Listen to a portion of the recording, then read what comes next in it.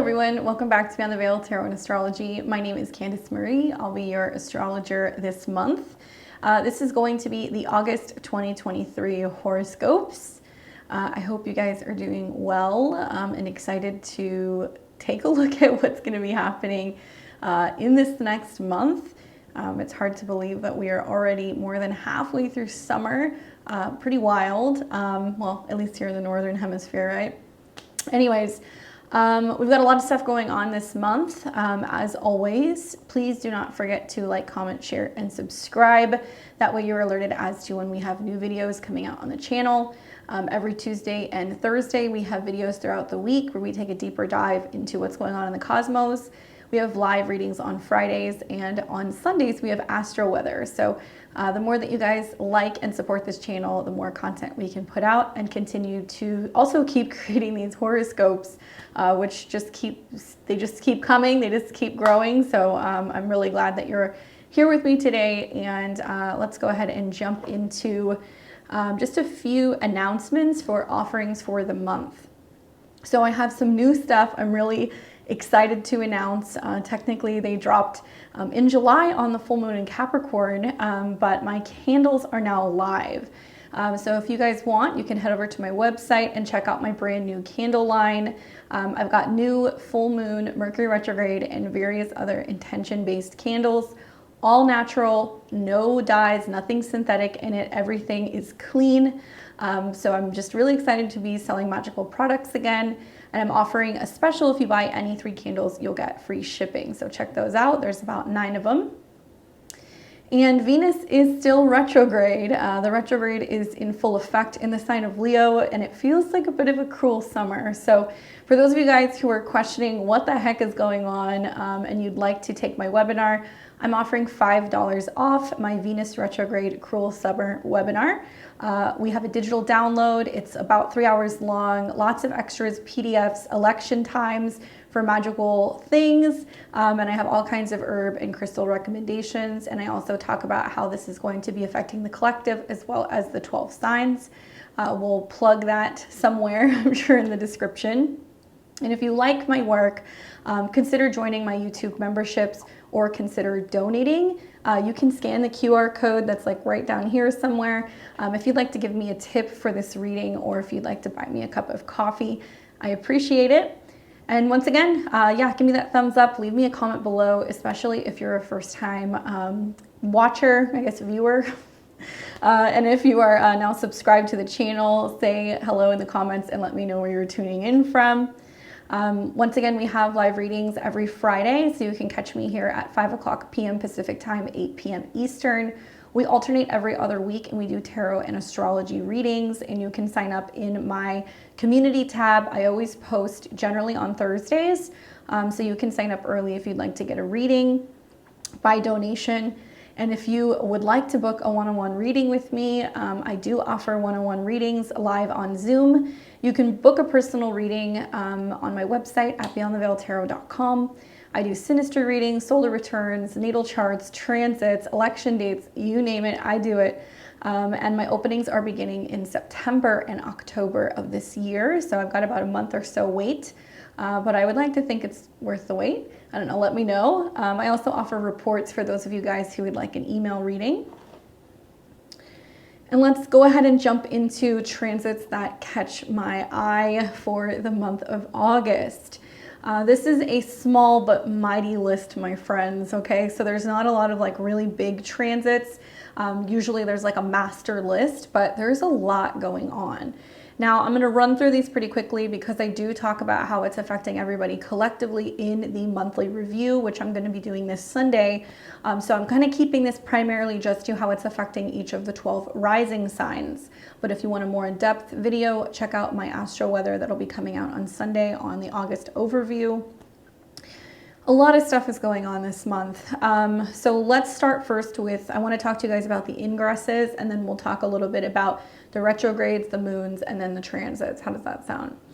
So for ingresses for the month, we're starting off the month of August with the sun in Leo, and we will see the sun move into the sign of Virgo on the 23rd of August. So those of you guys who are, August Leos, happy birthday. Those of you guys who are August Virgos, happy birthday. As the sun is moving through Leo, obviously it's in its ruling sign, pretty powerful. And we're also going to see a really sweet Venus Cazimi, a new star point. So that'll be exciting. And then the sun's going to move into Virgo, and it's going to be making aspects at some point to the various planets that we have in Taurus, as well as Pluto and Capricorn. That'll be more going into September though, but just we're going to see lots of Earth trines throughout that transit. Now for retrogrades for the month, Venus is still retrograde and will continue to be retrograde in the sign of Leo until the beginning of September, so that's not going to change. On the 23rd of the month, we are going to see that Mercury will be going retrograde in the sign of Virgo. So Mercury will be in its home sign. It'll turn retrograde and make a number of aspects to Jupiter this month. So I actually really like this Mercury retrograde. I feel like it's really going to pay to be willing to do the work, to get organized, clean something up, focus on our health, focus on also our productivity. As we know with Mercury retrogrades, it happens 3 times a year. It is what it is. Communication has issues. It does benefit us to be prepared. Maybe read the fine print, hold off on major contracts, and also be mindful of the shadow, because you're going to start seeing aspects to Jupiter in the shadow period. So there's lots of sweetness that we're going to get throughout this transit. Back up your stuff, especially in the sign of Virgo. We can see issues also with like work schedules and challenges in regards to documents, issues that we're getting from coworkers, emails that go missing, and maybe some health related stuff as well. But that's what the retrograde is all about. We make these tweaks. I put a couple of videos out on this already. There is a Mercury through Virgo video, and I do touch on the entire retrograde. So for those of you guys who don't want to wait, check that out. And then on the 28th of the month, we're going to see Uranus go retrograde in Taurus. So we're going to see the planet of innovation, change, shocks and surprises, slow down, turn retrograde. And obviously with retrogrades, this is a period of kind of reflecting. So maybe this is a period of, with Mercury retrograde and also Uranus retrograde, kind of playing catch up, like catching our breath and being like, man, things have been so wild. How can we find ways to kind of better ground our energy, support our nervous system, change our finances, change our diets maybe, because it's going through the sign of Taurus. So in some ways, retrogrades, especially with planets like this, can be more challenging. It's not as clear. Some of the chaos is kind of going on behind the scenes. And Uranus is a planet that deals with collective innovation, technology, the internet, the banking system. So even though it's going to seem like things might be quieting down, it's actually because things are actually like powering up. And we'll see quite a few aspects throughout the retrograde to Jupiter, which is in the same sign as Uranus, and then eventually a trine to Uranus towards the tail end. So maybe there's something that's being reworked about our resources, our self-esteem, our spending habits, our money, right? This is a month where the cosmos have blessed us with 3 lunations. So we are actually going to have 2 full moons this month and 1 new moon. My goodness. Part of it's because it's a longer month. So it just so kind of happened that way that we got an extra full moon.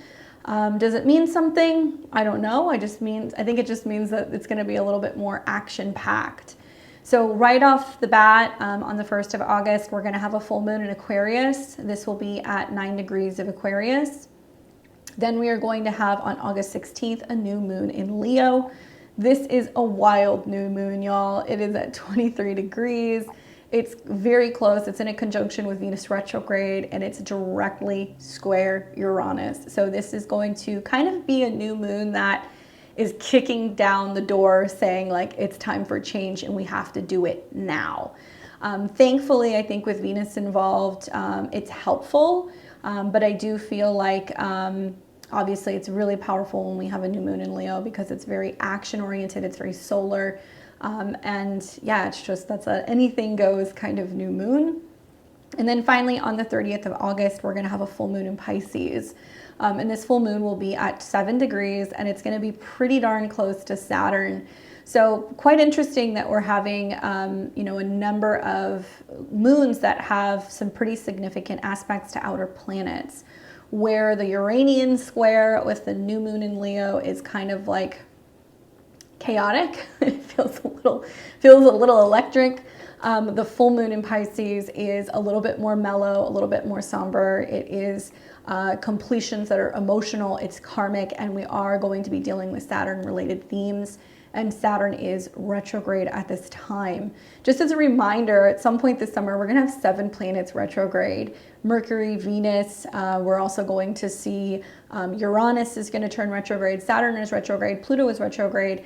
Things are slow, okay? The universe wants us to slow down, reflect, review, rework something before we step into making some really significant change as we're getting closer to the fall. So if things feel kind of gunked up, if you're feeling kind of blocked, that's the reason why. It's gonna get a little bit easier as we're getting into, you know, September, October, November. All right, so the first of the month, we're going to experience also, okay, simultaneously with that full moon in Aquarius, Mars in Virgo trine Jupiter in Taurus. So Mars is energy, vitality, forward motion. The trine to Jupiter in Taurus is huge. That's expansive energy. It's, in my opinion, quite positive. It does make me feel like we're being rewarded for the willingness to roll up our sleeves and get something done.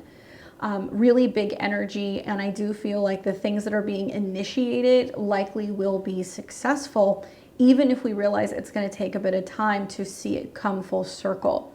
Keep in mind, Mercury will also trine Jupiter several times this month, so there's a little bit of working out the details before we're really ready to kind of like hit go. Same day, Mercury in Virgo will oppose Saturn in Pisces. So where Mars communicating with Jupiter is positive, optimistic, it's about the bigger picture. Mercury in opposition to Saturn is like, no, not yet. You don't have all your facts straight. It's not really ready to launch the website. You're going to experience some delays. We can definitely feel some heavy kind of mental blocks. And, you know, we want to watch out for that. Mercury, when it's in its home sign of Virgo, wants to assess, it wants to perfect, it wants to organize, and it's very cerebral, right? It's a mercurial sign, and it's an earth sign, so it's very practical. But what we're learning throughout the Mercury retrograde later this month is that oppositions to Saturn as well as Neptune are going to materialize as, if we're just going through the motions and we're not really checking in with our spiritual side, if we're not checking in with our higher self, if we're not balancing out the emotional body, it doesn't matter how much work we do, we are going to experience burnout, or we're not going to feel totally emotionally fulfilled. So the key here is finding mind, body, spirit balance. If you're eating well and working out, but you're not nourishing your soul, you're going to have problems. And also, if you're doing all the emotional work, but you're not getting active, or maybe you're not really exercising, you know, your mental kind of you know, capabilities, you're going to kind of hit a wall. So we want to find balance all across the board. And Virgo really wants to help us get this stuff in order throughout the retrograde. So it's a bit of a sweet and salty aspect. The key here on the first is to think long-term and not get tripped up on the details that particular day. On the 6th, we're going to see the Sun in Leo square Jupiter in Taurus. And so I do feel like this is a anything goes, over the top, overly kind of excited and enthusiastic, maybe a little overly optimistic type of day. Obviously, the Sun in Leo is about creativity, romance, children, taking chances. Jupiter in Taurus is about resources, abundance, physical things that we can hold, eat, or spend. So there can be a overdoing it kind of vibe in this particular day, and I'm anticipating this is going to be a pretty wild day, probably with the stock market. Having the Sun in, you know, in Leo is about speculative stuff. Jupiter in Taurus can be about resources, abundance, and also the banking system. On the 9th of the month, Venus in Leo will square Uranus in Taurus. Now, this is the second time this has happened. Look back to when this was taking place in June. We are going to see this aspect several times because Venus is retrograde, which means as she is returning through the degrees that she once visited, she will be making these aspects several times. I see like Venus and Uranus is like a stress test, right? It's like a stress test for relationships where Venus wants pleasure, it wants love, it wants romance, and Uranus wants freedom, innovation, and change. We're feeling like we're getting the rumbles of, oh, is something going to kind of like blow up? Once again, can be in regards to the financial system, but I do think that this is where we're being tested in our relationships to other people, whether or not we're in alignment with what the heart wants, and if we're kind of focusing too much on material things, physical things, right, and putting too much value in physical security and not enough in emotional security, or getting in touch with like what our inner romantic side wants. So if you look back at what happened in June when you had this first square, likely there could have been some rumbles. Maybe that's when we started hearing about changes in relationships, people kind of breaking up, taking space, because Uranus wants freedom. So now Venus is retrograde. So we're reviewing, okay, these are the, feelings that we had in the past. We broke free. We wanted to see if the grass is greener.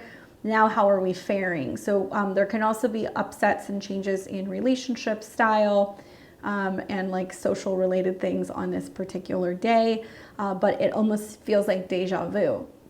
Now at the same time, we're going to have Mercury in Virgo forming a trine to Jupiter in Taurus, and this is going to be the very first trine that we're going to see. There will be 3 of them throughout the Mercury retrograde. Mercury, the messenger, right? So it could be that email in your email box, a text message, a phone call, a meeting, a letter you get in the mail, and the trine to Jupiter could be saying, hey, there is this bright opportunity, right? There is this amazing opportunity for you to learn more about resources, for you to bring in more abundance, for you to negotiate something, so that way you can feel more mentally and physically, financially grounded. Perhaps Mercury trine Jupiter is nice because it's going to be kind of softening some of the Venus square Uranus, and it's going to be talking about the bigger picture and what we're learning about relationships and also our values. And I do believe that communication is the key, and seeing the silver lining and the bright side of when we have differences of opinion and what we can learn about that from one another. On the 13th, we're going to see the Sun in Leo conjunct Venus. So this will be the retrograde point. It'll be taking place at 20 degrees of Leo. So you want to look at your chart. You want to see if there's anything around 20 degrees. If you have a personal planet, or if it's on an angle or a node, it's pretty important because it does seem to signify that that's going to be a really prominent turning of events. Obviously, the Sun rules Leo. The conjunction to Venus typically is considered combust, but the retrograde point where we have the cazimi is when we're in the basically like the midway through the retrograde. So if you don't know what the Venus retrograde is about, if you don't know what the heart wants, if you're wondering whether or not somebody's going to come back, or if you're going to see through a romantic situation, perhaps this might be the day where you get some insight. And it's a superior conjunction. Venus is relaying some kind of message. And what does Venus want us to do? Love, play, create, share, be youthful. And that's in the sign of Leo. So I anticipate this is a turning point on the 13th. Mark your calendars for this. Watch for some significant things involving love, money, resources, values, women, style, design. I think it's also going to be a big turning point about something in Hollywood because Leo, after all, is a star. And that point can get activated into the future. So when we start to see transits overlap, for example, Venus will actually end her retrograde and conjunct this again down the road. We're going to see more of this unfold. And I think for many people, it's about connecting with our inner child. It's about focusing more on being heart-centered and really preserving, youth and taking care of younger people and really getting in touch with the inner child. All right, so then on the 16th, we're going to see Mars in Virgo trine Uranus in Taurus. How many trines are we seeing to Jupiter that's asking us to expand, and then trines to Uranus that's about creating physical change? Quite a few this month, so you guys are going to notice those changes. Mars, action, right? Desire, purpose in Virgo, about organizing, it's about health, it's about mobilizing. So many trines to Uranus with these transits is going to be about unions. And if you're not in a union, it's how are you unifying? What are you bringing together? Where is their strength in numbers? Where is their strength in organization? So we want to be focusing on coming together, not breaking apart. And there's a lot of breaking apart energy right now that's going on with the Venus retrograde, with Pluto square the nodes. So you want to be constantly asking yourself, am I working with a group? Am I working towards a common goal? Am I working towards stability? Be more focused on the long-term change, guys. That's what's really going to help you with this. But Mars is action, Uranus is change, lightning fast. So this also can be a day where you want to just be mindful of like electrical stuff, heated stuff, you know, and changes that can happen very suddenly, okay? I'm also expecting some kind of like earth events, so I'll talk about that in my monthlies, but because this is happening in earth signs, I'm wondering if this is going to be about earthquakes or things revolving around fire. Obviously touch wood, but just be careful with those things because there can be stuff that can turn over rather quickly when Mars and Uranus are in alignment with each other. On the 22nd, Mercury is going to go retrograde at 21 degrees of Virgo. So look at where Virgo is in your chart. Mercury going through this particular sign is going to be reworking something, trying to figure out how to like fix the communication breakdown, maybe recovering something from the past. And Mercury will be going retrograde from 21 degrees through 8 degrees of Virgo. So if you have any placements within those degrees, you are going to be impacted by this retrograde. Same day, Mars in Virgo comes into an opposition with Neptune in Pisces. So it's interesting to watch, you know, first Mars opposed Saturn in this last month and we felt restricted. And then Mars came into a trine with Jupiter and we felt like, oh, you know, the beginning of the month, anything is possible. We're expanding. And then it trines Uranus and then we're like, okay, great, this change is good. And then the opposition to Neptune is going to feel like we're losing energy, we're losing momentum, we're not sure of what our purpose is, where are we going? We might be doubting our direction in life. And it's really important to keep the faith. This is where you don't want to get lost. You don't want to back down. You want to acknowledge when sometimes you need rest so you're not burning yourself out. And I find myself when I'm going through like Mars, Neptune transits, I'm a lot of like, whose fight am I fighting? Like, is this my thing? Is it not? You know, am I getting lost in the purpose of what's going on in the world? Are things intentionally being misleading? I think that can happen, especially in regards to military mobilization and water. So I'll be watching to see if there's deployments that are going on of ships or anything in regards to military operations nearby. Yeah, like, you know, oceans and you know, sea lines, anything like that. So that might be taking place. But illusions, right? Neptune is going to be illusions. All right, on the 24th, then Mars trines Pluto, right? So it's like, oh no, this isn't happening. And then the trine to Pluto is extremely powerful, very committed. Maybe you find that you're doubting a little bit on the 22nd, and I would recommend taking a step back, staying consistent with your routine. And when you get to the 24th, you're going to see Mars in Virgo trining Capricorn. So there is some support coming from the Capricorn area of your chart that's saying keep pushing, keep changing, keep, you know, really applying your energy to see your goal all the way through. And then we're going to get to the 27th where then the sun will oppose Saturn in Pisces. And that also is going to feel like a bit of a roadblock.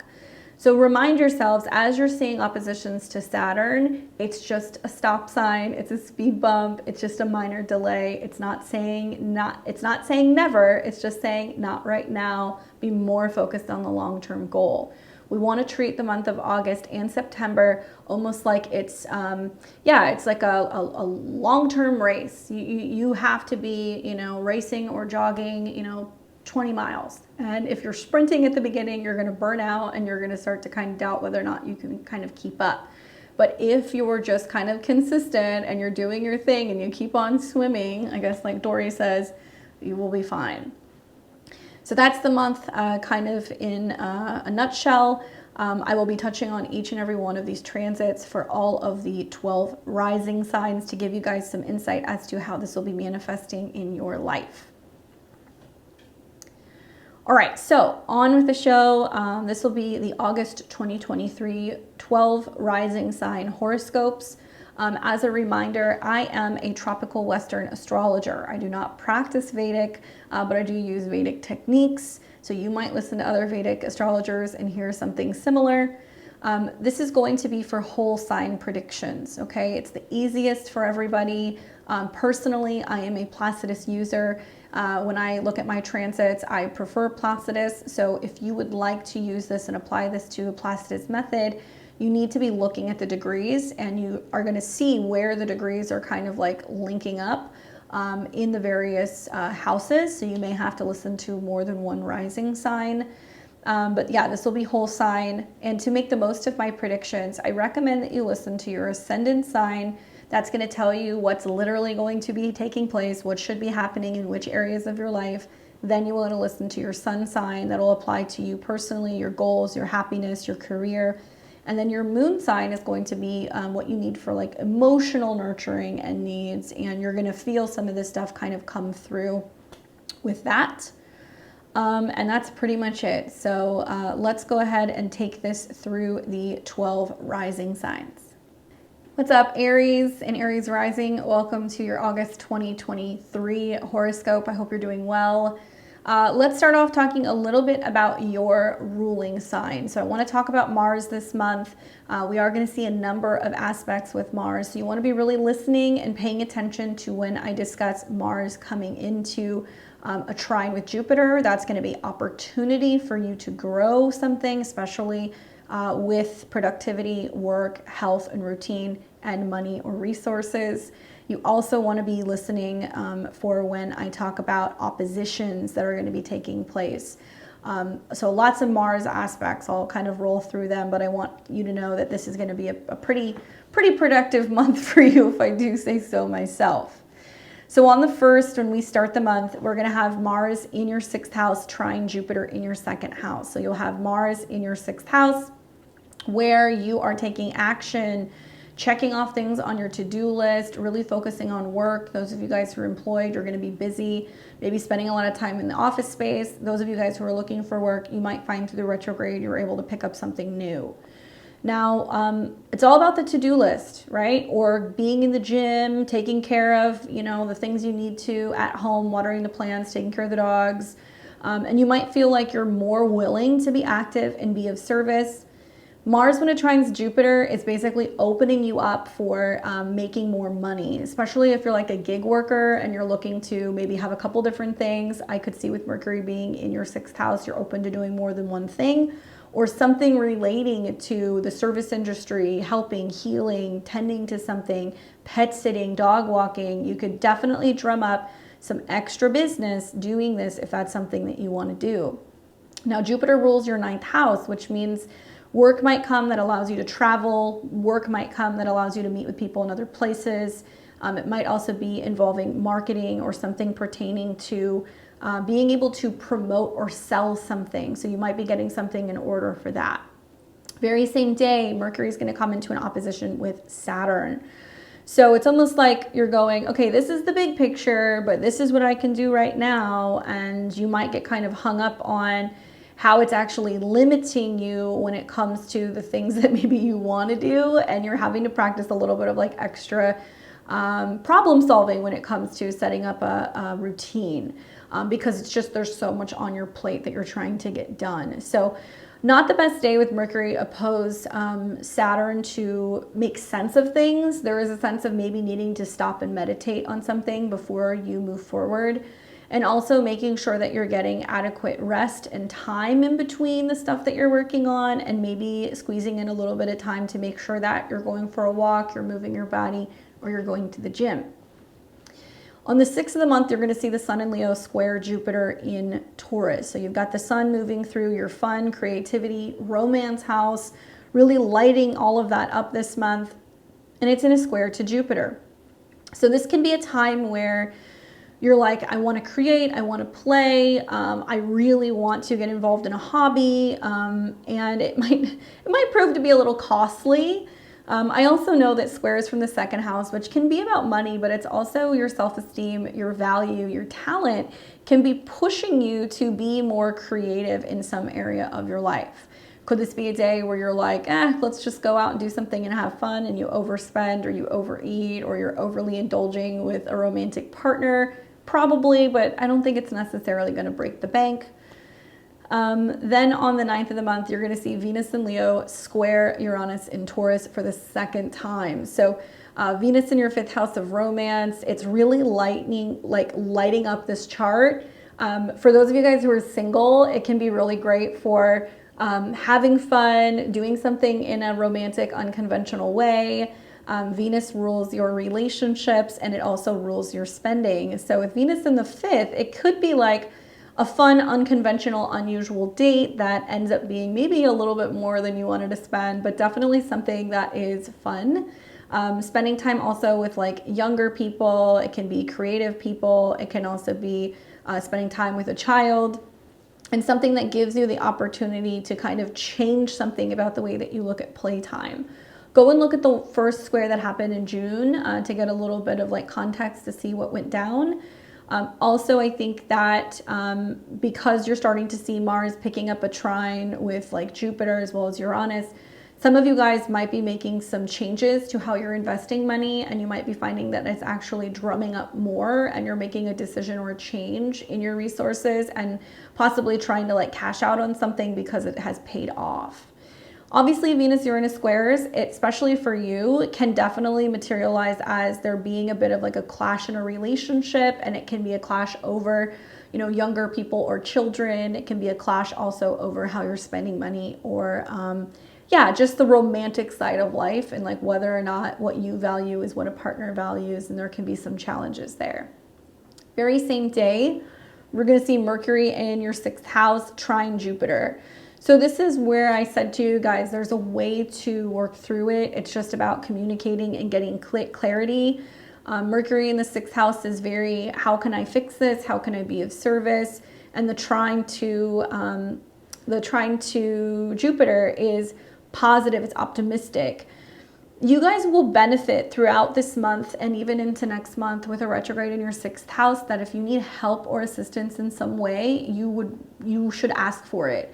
So if you are like, oh, I need to figure out how to kind of get back in shape, consider talking to a trainer. If you're wanting to be better about your investment strategies, or if you're wanting to meet with a personal person like at the bank to consult in regards to investments or coming up with a budget, you should do it.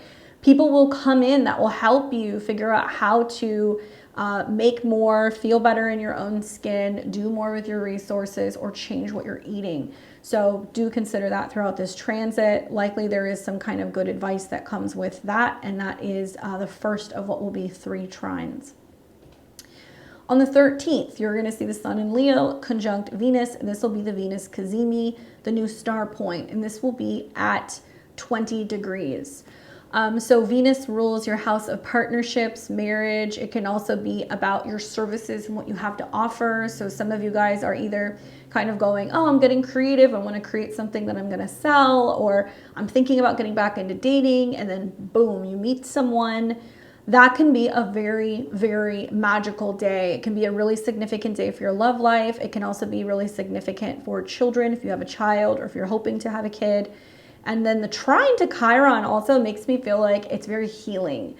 Maybe it's a day where you create a beautiful piece of artwork, something that's very valuable to you. Maybe it's a day where you make an investment in something and it ends up kind of paying off pretty significantly down the road. But the Venus Cazimi is a very significant and magical point for the month. So watch for the sweetness that's coming through your love life with that particular transit. On the 16th of the month, then we're going to see Mars pick up a trine, and it's going to be trining Uranus. So that is obviously your chart ruler. So it's about something involving your body, your health, your action, your activity, and you're making a change. Okay. So I could see some of you guys going, I'm, ordering, some new supplements, or I'm now taking part in a new, gym class, or exercise group or program.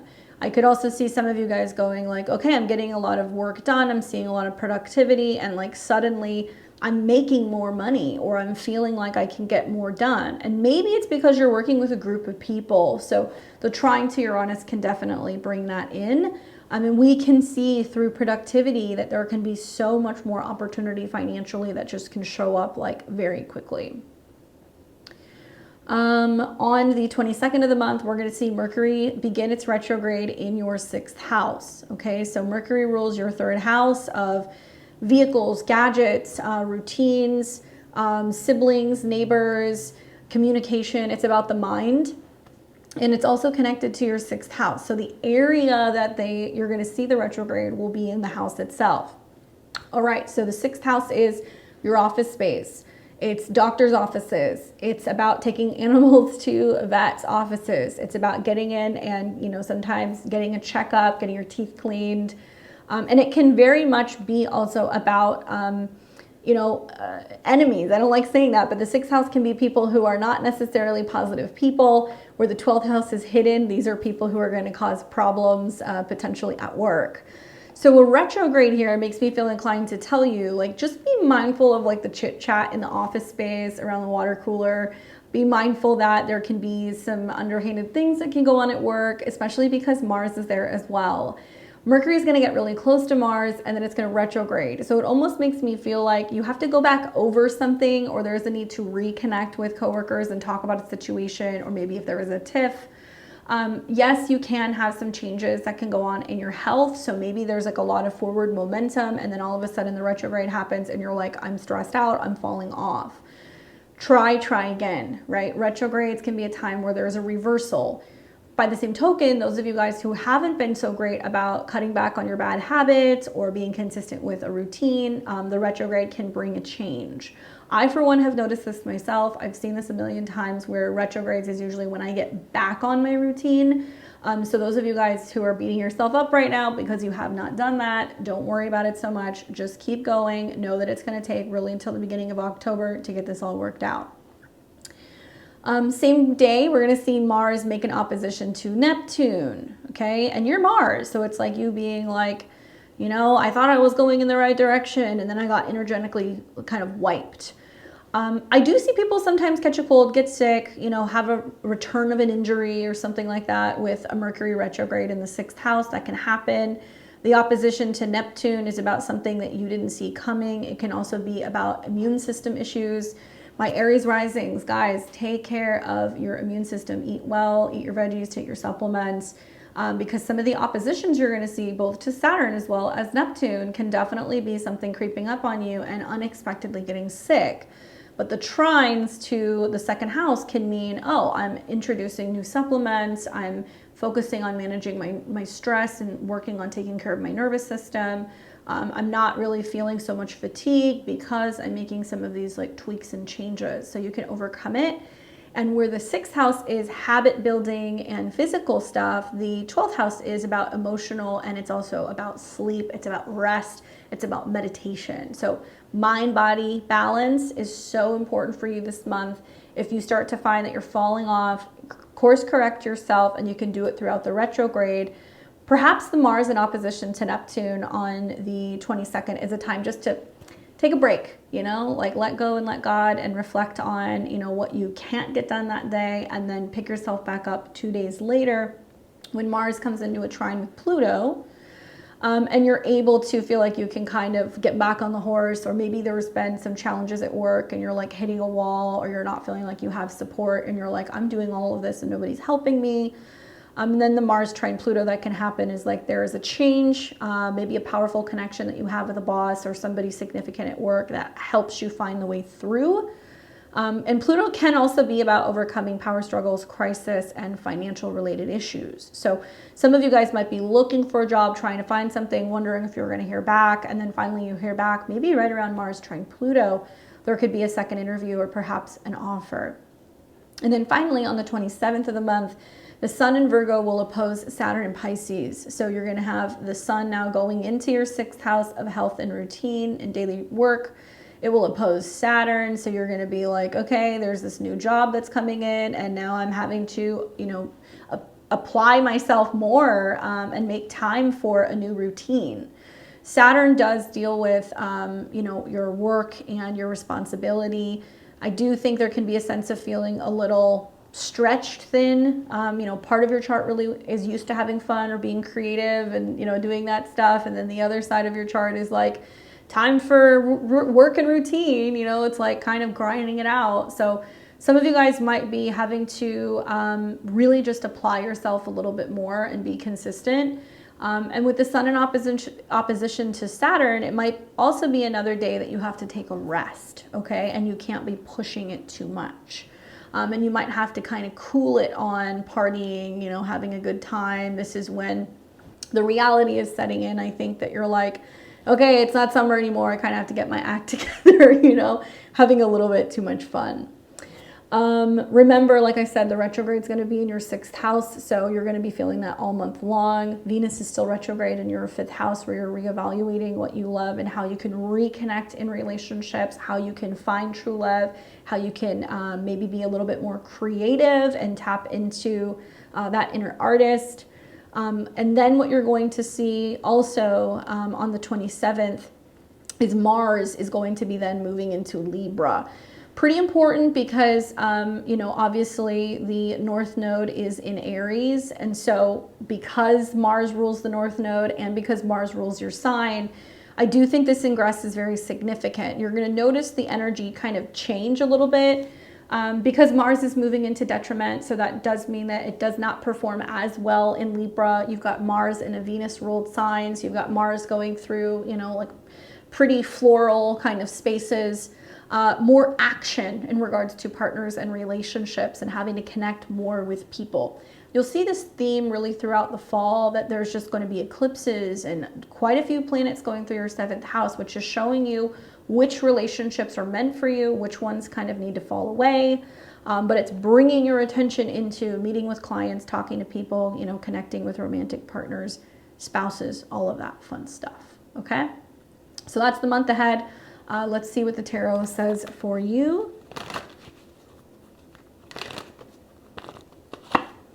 The card that I got for you is the Queen of Coins, which I actually really like with the Earth trines. I feel like this can be, you know, Tauruses, Capricorns, or Virgos that are coming in to help you. It would not surprise me because Mercury and Mars are moving side by side. If there is like an Earth sign that you're working on with something, trying to get something better organized or perfected, cleaned up. But this is about having your mind on your money, your health, your wealth. Healthy, wealthy, wise. That's something that I would recommend repeating this month because you're kind of getting the benefit of Mars and Jupiter and also Pluto, that all of these pieces can come together where you can feel like your physical body, your finances, and also your work are just like killing it, full steam ahead, making really positive and also educated, I would say like mature decisions about your career, really leveling up with some of this stuff and nurturing some of these things so they can continue to grow, right? Good luck, Aries. I hope it's a good month for you. We've got Taurus and Taurus rising. Welcome to your August 2023 horoscope. I hope you're doing well, Taurus. I hope you're faring well in the midst of this Venus retrograde. How are you doing? So let's talk a little bit about your ruling planet. All month long, Venus is going to continue to be retrograde in your home zone. So this basically means that you're taking your time, you are reevaluating things revolving around where you live, your relationships with people in the home.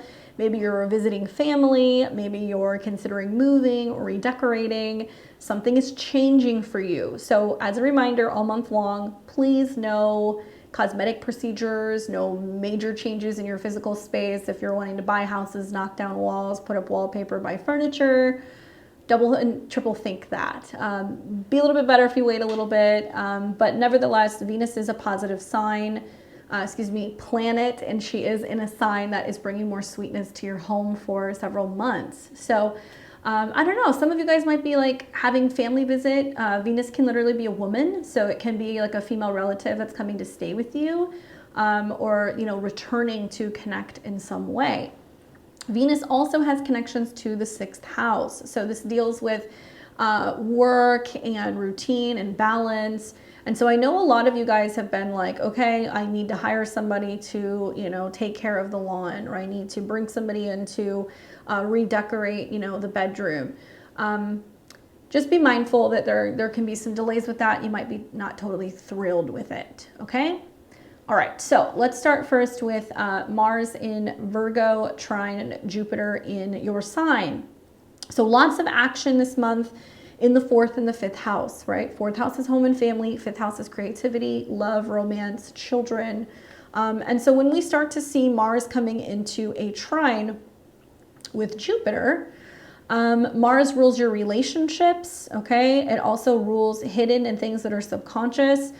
So there can be some stuff coming up in regards to your creative life, working with creative partners. If you're in a relationship, maybe talking a lot more about having fun. Maybe it's going to be about traveling to a foreign place. Maybe it's going to be about being more whimsical and creative and like romantic. I really think that you're going to like, Mars continuing to move through the 5th house, trining planets in your sign, because I do feel like it makes it possible for you to believe in love and magic and creativity again. Maybe in the sign of Virgo, it's like love and romance being acts of, kindness and things that you're doing for a romantic partner, something that you've made for them. Maybe, helping take care of a child or a younger person can be a theme here as well. Jupiter in your sign does make you more positive, optimistic, and also thinking about the future, and wanting to be more like, this is how great life can be. It is about change, right? And it's also about goals. So you're talking more to younger people, creatives, collaborations, partners about the future of what you guys are going to be able to create together. Whether it's plans, it's investments, or things involving children, it does seem rather significant. Now, the very same day, we're going to see Mercury in Virgo, okay, in your 5th house come into an opposition with Saturn. So there's a lot of like, this is what we could have. And then it's like, yeah, but this is the harsh reality of what it's going to, take to be able to facilitate and make this happen.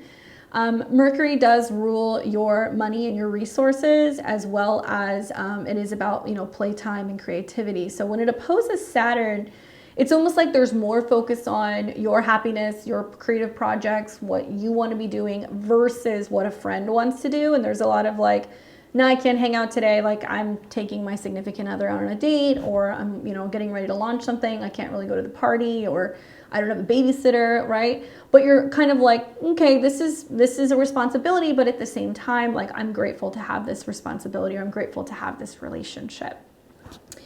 On the 6th of the month, you're going to see the Sun in Leo square Jupiter in Taurus. So the Sun is still moving through your 4th house. It is going to come into a square with Jupiter in your sign. So this makes me feel like there can be almost like this either heavy focus on action in the home and creativity in the home, or things revolving around the family. And it may just feel like too much of a good thing, right? It might feel like, okay, this is too good to be true. Maybe there is a bit of like a dominating energy where there's like a parent in the house or whatever, and it's just too many cooks in the kitchen, right? And you're having to kind of be like, okay, guys, like, all right, you do this and you do that. Like you're like guiding people in some way. Or maybe helping, family members deal with going through some kind of like physical change or life change. I don't know, but it's not a bad transit. It just makes me feel like you're a little bit too overly enthusiastic or optimistic about whatever is changing in your home base, right? But it could also be having a lot of fun, there being a party, a gathering, a get-together, something like that, and you're just kind of like the ringleader. On the 9th, we're going to see Venus in Leo square Uranus in your sign. So Venus, your planetary ruler, moving through the 4th house, will form a 2nd square to Uranus. Now, what does this mean for you? It basically means you need to look back at June. You need to see what happened where there was perhaps a little bit of a friction between you and something going on in the home. Maybe you felt a little agitated or irritated with the changes going on. Maybe there was some restlessness with the relationship, or maybe you were just feeling like you needed a change and you wanted to like take stuff out of the house and move stuff around. I do think you're going to feel this yet again. Now, Uranus rules anything in regards to your status or who you are out in the world. So in a way, I know it's been an ongoing theme that you've been like, I just want freedom. I want to do my own thing. Because, Pluto has been in and out of this particular part of your chart for the last like 6 months. And I think that now your attention is being brought away from your career, away from your selfish needs, and kind of more so, you know, zoning in on, okay, what about my home? What about my family? What about a relationship? What about a child? And having to be more aware of what's going on in that space. If you're single, if you don't have kids, it could be about a parent. It could also be about a female roommate and there being like a little bit of drama and finding it hard to kind of relate with one another. But the very same day, you're going to see Mercury in your 5th house, and it's going to be making a trine to Jupiter in your sign. So it's almost like you have the opportunity to see what is possible. You know, it might mean that you see a good opportunity for an investment. It might mean that you see that it is a really significant time where, you know, there's a change going on in a relationship and maybe like you're moving in with a partner. Because the 5th house can be about, you know, significant others and people that you're kind of dating casually. It really depends, but I do feel like the key here with Mercury in a trine to Jupiter is focusing on creativity, focusing on love, trying to focus on being like positive also in how you're communicating with other people about some of the changes that might be going on in the home space. And this will be the first of what will actually be 3 different trines between Mercury and Jupiter. Pay attention to what younger people are saying to you. Pay attention to what your kids are saying to you. Pay attention to what romantic partners are saying to you, because they can be asking you to participate in making some pretty significant home or life changes. And it's all about how you look at it. On the 13th, you're going to see the Sun-Venus cazimi taking place in the 4th house, which I feel like is important for you because Venus rules your sign. So the Sun rules home and family. Venus obviously rules you. So this can be about some kind of like significant reconnection, maybe there is a reconnection of sorts. I also feel like this is probably going to be about really finding like what the bigger purpose of your home and your family is. Maybe it's a reunion. Maybe it's going to be about like a homecoming and welcoming somebody that you haven't seen for some time into your home base. Maybe you're going back home, but definitely looks pretty positive. And it also looks like it's somebody who can help bring like a cohesiveness together, right? Like maybe it's like you've been waiting for somebody to come in and assess a property so you can sell it. Maybe you've been waiting for, you know, a developer or a designer to come in and look at your place so you can, you know, finish completing a design. Because they're going to bring something of value and something that can kind of help you balance out the space or relationships, right? All right, so then on the 16th, we're going to see Mars in Virgo, and it's going to trine Uranus in your sign. Okay, so Mars is in your 5th house of creativity, children, playtime, trine Uranus in your 1st house, and Mars rules relationships. Taurus, I have a feeling this is going to be a time where somebody is asking you to participate in having more playtime. They're asking you to take a little bit of a break from maybe focusing on yourself or focusing on your career and participating more in a game. It can also be with Mercury and Mars in Virgo, things that might be more cerebral. So I'm wondering if you're like playing chess more, if you're playing strategy games more, if you're teaching your kids like sports and strategy, like that can be coming up. And being like ingenious about it, right? Like there's like a way to be able to show this to them in a way where you're like, here's how you make all the moves and here's how you win. So something about that seems really productive for younger people or romance. It also can seem like an opportunity for you maybe to suddenly meet somebody. 5th house can be places like going to theaters, plays. It can be going out with your coworkers because it's in Virgo, and opening up the likelihood that there can be a connection with another person. Then we're going to see on the 22nd of the month, Mercury will turn retrograde at 21 degrees in your 5th house. So because Mercury rules the 5th house of lovers, creativity, and younger people, and also the 2nd house of your values and your resources, maybe you're questioning whether or not you stay in a relationship or you give someone up. Maybe there is a reevaluation of how much money you're spending on a hobby. Maybe you are scaling back a little bit on your investing. Maybe you're cashing out on something. I could also see this as being a time where you could be hearing from people from the past. You will be one of those people because the 5th house is about dating. Maybe you're reevaluating how much money you would like to be spending on a younger person. That could be happening as well. But definitely, you know, throughout the transits, the trines that you're going to see to Jupiter is all going to be about your wisdom, your ability to make change, how you are willing to take a step forward into some uncharted territory. And whether that's starting a new hobby, launching a business, if that is going to be about starting a new job, maybe considering, you know, starting a family, right? These are going to be things that might come up for you throughout this transit. And on the very same day, we're going to see Mars in opposition to Neptune. So Mars is still in your 5th house, which is drumming up creativity and also romance and fun. It will make an opposition to Neptune. So it does make me feel like perhaps there is a need to really focus on what your heart wants. There is a need to also focus on creativity rather than the direction of where things are maybe going with like a collective group. Maybe it's about you choosing partnerships right now over going out and socializing and partying. You know, there can be a sense of you going like, that doesn't make me happy. I need to spend time at home, or I need to really focus on this hobby or something that I'm trying to kind of complete, because Virgo can also be about work. On the 24th of the month, you're going to see Mars in Virgo trine Pluto in Capricorn. So then we've got Mars in your 5th house trining Pluto. So that makes me feel like it would be a good day to be maybe going on a trip with a partner, maybe planning a long distance trip with a partner.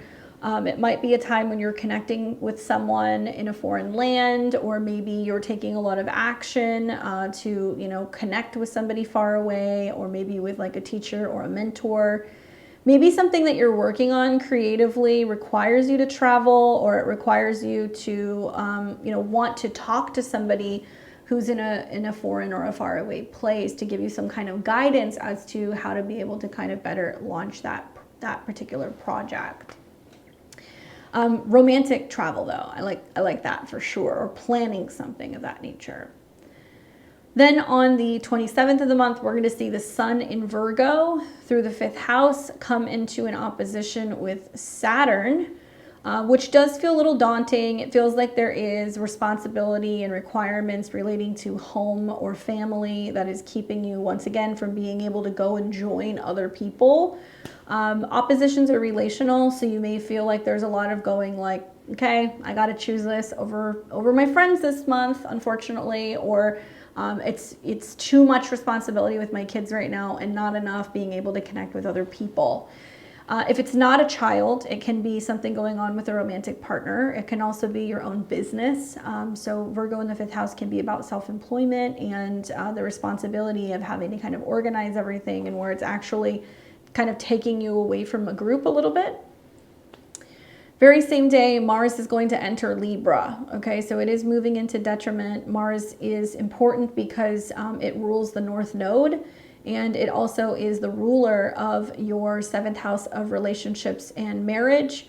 So there is, like, in a way, with Mars going into the 6th house, perhaps they're being more focused on, you know, what am I getting done? What can I, or who can I be kind of connecting with? It can be a time where you have to be more mindful of your health, particularly things that can relate to digestion or the lower back or the kidneys. And you're going to see a lot of energy go through Libra in the next couple of months and come into contact with the South Node. So there's going to be a sense of, what relationships do I let go of? Am I changing my office spaces? Is it time for me to come up with like new habits? And the North Node is currently in your 12th house. So you may feel like there is a need to actually clean house a little bit with relationships, or with some of your relationships with people that you work with, and maybe the willingness to kind of cut and remove relationships that aren't working, or maybe it's going to be about like habits and things that you want to kind of clear out. Naturally, Libra does in conjunct your sign, so you're going to see off the bat it's going to in conjunct your ascendant, which basically means it's trying to push you out of a period of being complacent, or it doesn't want you to just get too comfortable, right?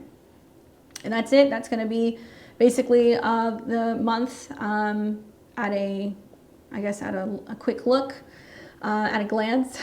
And remember that Venus is going to be retrograde all month long, so that's not really going to change until we get into September. Please work with the trines from your 5th to your 1st house. Be creative, be optimistic, be innovative, be willing to take chances, be willing to create change, and focus on what's going to bring you joy. If you're taking action in that department, you're going to find that you're going to have a lot more personal fulfillment. Let's see what the cards have in store for you, Taurus.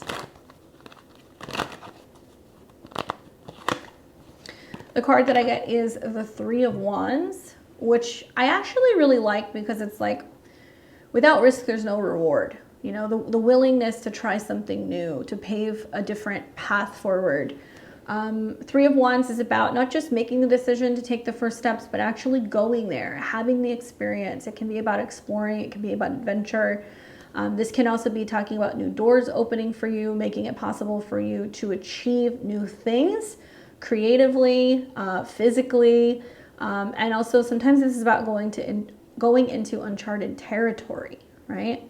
So much about the Venus retrograde this month is reevaluating the past, but also, is it time to get out of the home? Is it time to consider new areas? Is it time to research living in new locations?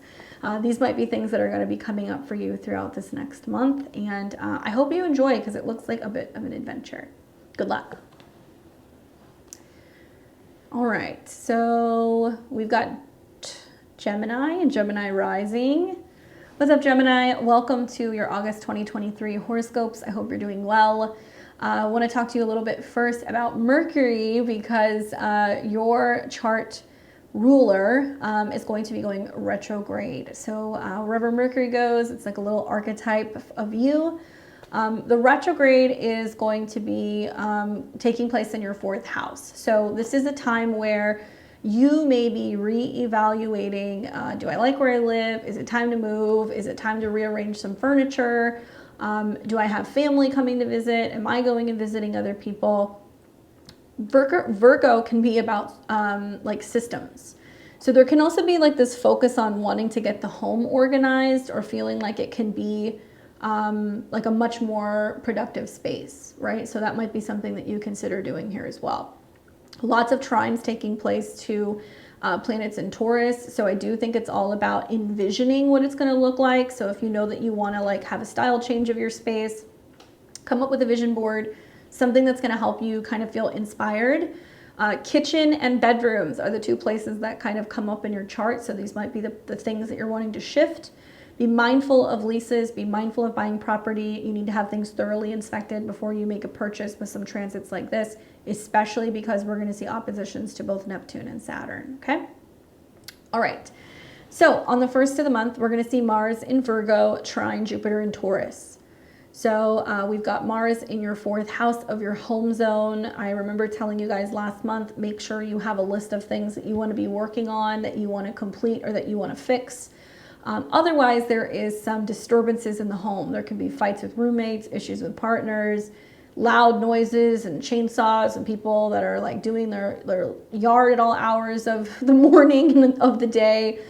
So this to me feels like it's a little annoying, right? Mercury and Mars in the 4th.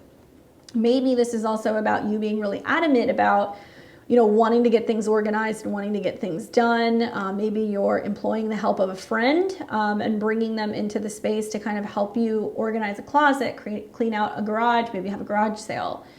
But when you have this trine between Mars and Jupiter, it looks like either a relative or you and a partner are on the same page about being like, yeah, it's time to move, or it's time to kind of have a change or clear something out in the house. Maybe intuitively you're also feeling like there's something going on with like a family member, or maybe a partner saying to you, you know, I got to make a move. I got to go and visit family in another place, or I have to be traveling for something. That could come up. Same day, Mercury will oppose Saturn. So where you do have the support of a partner, or you have kind of like this, I guess I should say like guardian angel energy looking over you, helping you deal with what might feel like a crisis, you're feeling stuck because Mercury's in the 4th house in opposition to Saturn, where you're possibly having to say to a boss, like, I can't show up, I've got something going on with my in-laws, or I've got something going on with my kid, or I have to be home for the plumber to come by. and feeling kind of like limited and not able to show up the way that you want to in a physical sense. Be mindful this is just going to be a day where you're going to kind of have to just roll with the punches. You know, if you can't go into work, or if you have to be delayed, or there's something going on either emotionally or with your family, prioritize that. Work will have to wait. It is what it is. On the 6th, we're going to see the Sun in Leo square Jupiter in Taurus. So the Sun begins the month moving through your 3rd house of communication, ideas, learning, transportation, and the neighborhood. And it is coming into a square with Jupiter. So it does make me feel like there's a little of like having to listen to your intuition. Maybe it's coming back and listening to your horoscope and being like, okay, I was forewarned about this period. There were going to be some things that were going to happen that were out of my control. This is a day where you want to have faith, right? Read something that reminds you of staying grounded, you know, pull out some tarot cards, ask some questions, do something that's going to give you that mental or spiritual confirmation that all will be fine. Take a walk to kind of calm the mind down. That can be something else that can happen. And do consider doing some journaling. On the 9th, you're going to see Venus in Leo will square Uranus in Taurus for the 2nd time. So look back in June to when we had this square. Venus in your 3rd house of siblings, aunts, uncles, cousins, maybe even this can be dealing with your neighbors, was in a square to Uranus. So it looks like there was maybe some stress in communicating with a younger person. Could have been a kid, could have been a sister, or like an aunt. Maybe you have like a neighbor that's like complaining about noise or coming over and kind of, you know, being agitating.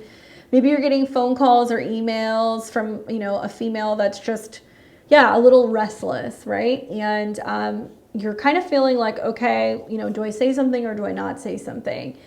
Is it best just to like not respond to this? Somebody may be acting up. The truth is that, you know, when you have placements in the 12th house, kind of staying a little bit, you know, in the background and letting kind of the drama play out might be the answer, rather than kind of getting in the mix. Because between retrogrades in your 4th and your 3rd house, to me, it seems like either family related issues, issues in the neighborhood, or issues that can be going on relating to where you're living. So if you're getting some calls from like a landlord or somebody that's like starting some problems, I would just be non-confrontational. I would just take a step back.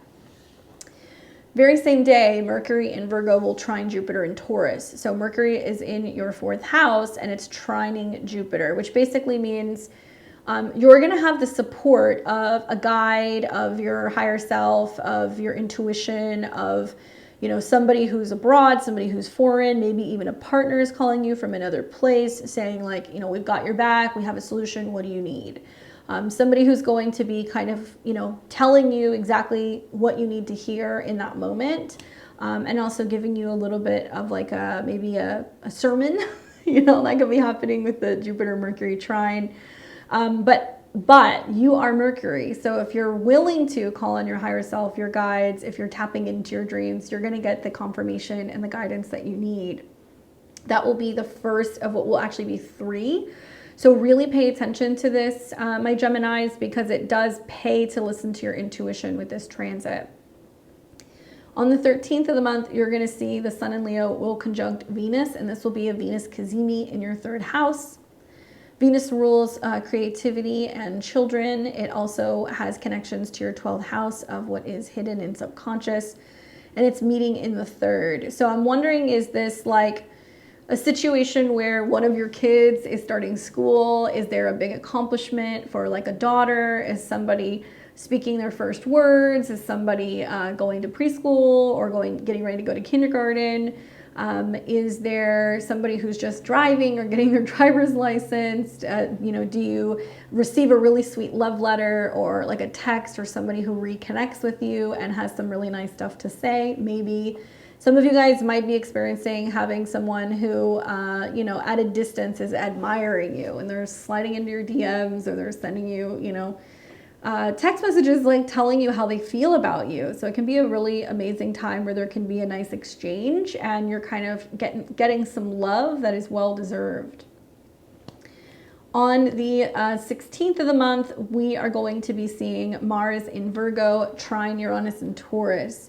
So Mars is still moving through your home zone. It's now coming into a trine with Uranus, which means maybe you and your family or you and your clan are contemplating traveling to a foreign place, maybe thinking about ending a situation with where you're living. Maybe you're thinking about relocating somewhere far away. And there can also be connections with relatives or in-laws that are in another city or in another country, because Uranus rules your 9th house. Lots of actions, sudden changes that are going on at home and with the family, and having to kind of think on your feet. On the 22nd of the month, Mercury goes retrograde in your 4th house. Okay, so this is when you're going to start to see it's rearranging the home, thinking about moving, hearing from family members from the past, having people come and visit, maybe considering looking at a new place or moving. And the very same day, we're also going to be seeing Mars in Virgo opposite Neptune in Pisces. So Mars will still be here, and it's going to be opposite Neptune. To me, it seems like some similar energy is what you had earlier in the month. That's like, here are all of my responsibilities and the direction of where I'm supposed to be going at work. But this is what's happening with my family. And like, I can't be focused on my career. I have to be focused on my home zone. For some of you guys, you might be kind of caught off guard, finding out that, you know, something is changing. Maybe a family member is selling the home, you got to move out, or perhaps there's something changing and you're like, I don't have work lined up yet, or I don't have my job kind of, you know, set up yet. And like now potentially there's a change within the home base. For some of you guys, you're just having to kind of, once again, trust and let go and let God. Be very mindful with a Mercury retrograde starting in your 1st and Mars in opposition to Neptune. Just moving on a whim, or buying a house by looking at a picture, or taking a job just based off the first interview, something may not potentially be clear. Okay, so that's the other thing to look for. Mars relating to your 6th house can be about you looking at situations going like, because some situation is going on with my family, I'm not able to facilitate a full-time position. Maybe I need somebody to kind of pick up a shift, and you may have issues getting coverage, and kind of feeling like you're at a bit of a loss. Now, with that being said, on the 24th, 2 days later, Mars is going to come into a trine with Pluto. So it does seem like there is some support coming from, you know, a partner. Maybe a spouse is saying, hey, you know, I'll help you kind of pick up the difference. Maybe there is some kind of support coming from benefits, or maybe if some of you guys do have some changes at work, you get severance, or you've got something that's coming your way that's going to at least soften the blow of potentially making a change. Powerful people can show up and kind of help you when it comes to making some of these changes. And I could see the potential for some people considering changing where they're living in order to take a job in another place. Then we're going to see on the 27th of the month, the sun in Virgo will come into an opposition with Saturn. And so I think that this is where the, well, could we move? Could we, you know, make that change kind of comes into effect. I would not make that decision right now. You got to wait until the sun and Mercury come into conjunction next month. But I could see this as being a turning point where you're like, you know what, maybe moving wouldn't be so bad, or, you know, maybe going and being closer to certain relatives would be really helpful, especially in navigating some of the changes that might be going on for you personally or professionally. And then also on the 27th, we're going to see Mars enter into Libra. So Mars is going to move into your 5th house. It is a fellow air sign. So I do think that you are going to benefit actually from this trine to your ascendant. It has you feeling more creative, more active, more willing to take chances, to get things done. Maybe you're looking for a more kind of fun and free-flowing way to work out. Mars in Libra makes me feel like dance classes can be great, painting classes, anything in regards to something that's going to provide art and movement. More action in regards to your dating and your love life as possible, and having fun with friends is definitely on the agenda. You will see for the better part of the next couple of months, lots of action with planets going into your 5th house, which is going to be lighting up your romance sector, things involving children, creativity, and being able to better express yourself, which I think is going to be really nice. It's going to be a nice break for you. But at the same time, the South Node is there. So it's a lot of like observing, okay, what talents are coming in for me? What creative things are coming in for me? And how can I share that North Node in the 11th house with other people? So If you're somebody who's an artist, a creative, a designer, if you want to be on stage, you want to be able to share that with groups and promote yourself or collaborate with other individuals to be able to, you know, sell what you've got in any way, shape, or form. That is the long and short of it, basically, for the next month. I hope that's helpful. Good luck with the Mercury retrograde. Do actively participate in that period, please. I promise you it will be good for you, and it can definitely help you make some pretty significant changes emotionally or within the home and family, okay? Let's see what the cards say for you, Gemini. The card that I get for you is the Six of Cups, which is reminiscing, childlike, playful, creative, thinking about the past, reconnecting, especially with the inner child or with a soulmate. I'm kind of getting the impression that there's a lot of reflecting on the past this month.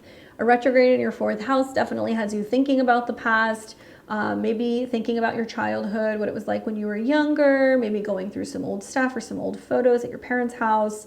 And then also a retrograde in your third house, which is really similar to Gemini energy, reading old messages, letters, you know, phone records or like, you know, voicemails can be coming up, and remembering sweeter times. That's a huge theme with this card. So perhaps that can be something that kind of helps get you through if you're feeling like this is a bit of a wonky period. We're going to have a number of planets, obviously, in mutable placements, and that's making you, my Gemini, the focal point of what's going to be some T-squares, which means you're kind of like, okay, where the 10th house is the future and the 4th house is the past, which path do I choose? So for some of you guys, it's just remembering the past and like choosing to kind of let it go, and now moving into potentially new spaces or new situations in your life where you're really excited about what is unfolding. Good luck.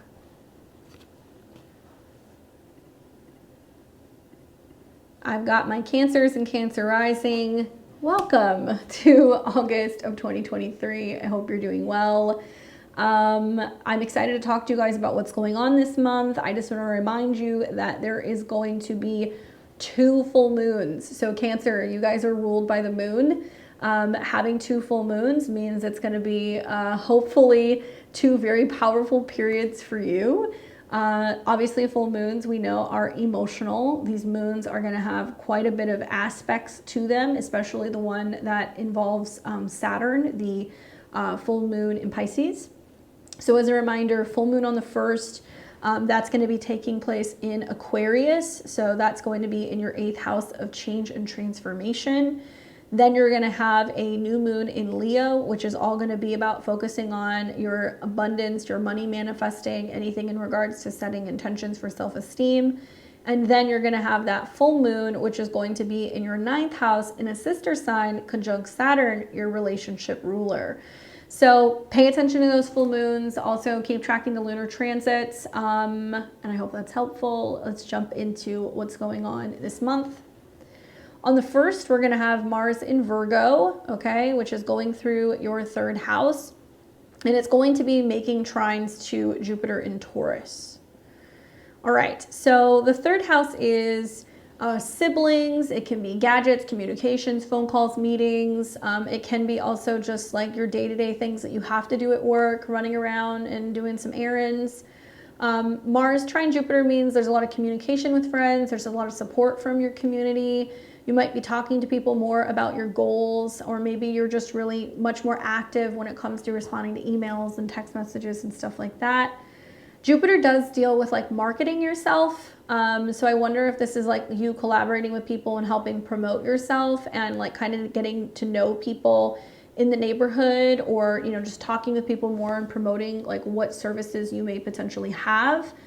I know a lot of you guys are getting ready to launch your own businesses because you're picking up the energy of the eclipses and the North Node in your 10th. So this month, if you're working on a website, if you're creating business cards, if you are putting together a YouTube channel, like you want to wait until after the retrogrades for you to launch these things. But because Mars deals with your career, I could see that the trine to Jupiter is being like, I'm starting the process of doing this. I'm getting it going. Same day, Mercury in Virgo will oppose Saturn in Pisces. So you have Mercury, which is strong in the third house, which is about details and information and relating, is opposing, it's going to be opposing Saturn. So it tells me there's like a block. You know, maybe you're like, I want to make a website. I don't know how. I want to promote myself on, you know, social media or come up with a marketing campaign. I don't know where to start. So it may represent a period where you're wanting to reach out to somebody. I don't think you're going to have the best communication with teachers, mentors, therapists, or like lawyers with the Mercury-Saturn opposition. So don't be surprised if you don't immediately get a response back from somebody. And I know that you're eager to want to make a change. And if you're not getting the response that you need, you might ask a friend if they have any leads. Not the best day for travel either. So if you're trying to book travel or, you know, plane tickets, or if you're trying to buy a car, or if you're trying to find your way through a legal situation, it looks a little sticky. On the 6th of the month, we're going to see the Sun in Leo square Jupiter in Taurus. So you've got the Sun in your second house of money, values, possessions, resources, and self-esteem. That coming into a square with Jupiter tells me that you're being really overly enthusiastic about what the future holds. Maybe you're getting excited about a new potential lucrative opportunity where you could collaborate with a group of people and it could bring in more money. Maybe you've got a friend that's talking to you about working together or connecting with you to help you kind of get employed or get a job, or maybe network, or, you know, connect with other people. I don't think this is a bad square. I will say that opportunities are coming from others, groups, or networks that is really putting the pressure on you to like show up and perform. So if you make products, if you sell something, if you create something, if you're in a creative industry, you know, a friend might be talking you up, being like, yeah, they do this amazing work. And then all of a sudden you're like, now I have to show up and I have to like sell something or create something. So there is a sense of really pushing you to kind of get out with it. And I think this can be a positive push because it's encouraging you to want to make change. Then we're going to have on the 9th of the month, Venus will square Uranus. So Venus is in your money zone. It's squaring Uranus in your friend zone. Obviously, borrowing and lending, not the best during these particular transits among friends or other individuals. I could see this as like, you know, people putting the pressure on you to change something about your financial situation, or to really tap into your creative talent, seeing your value and seeing your worth.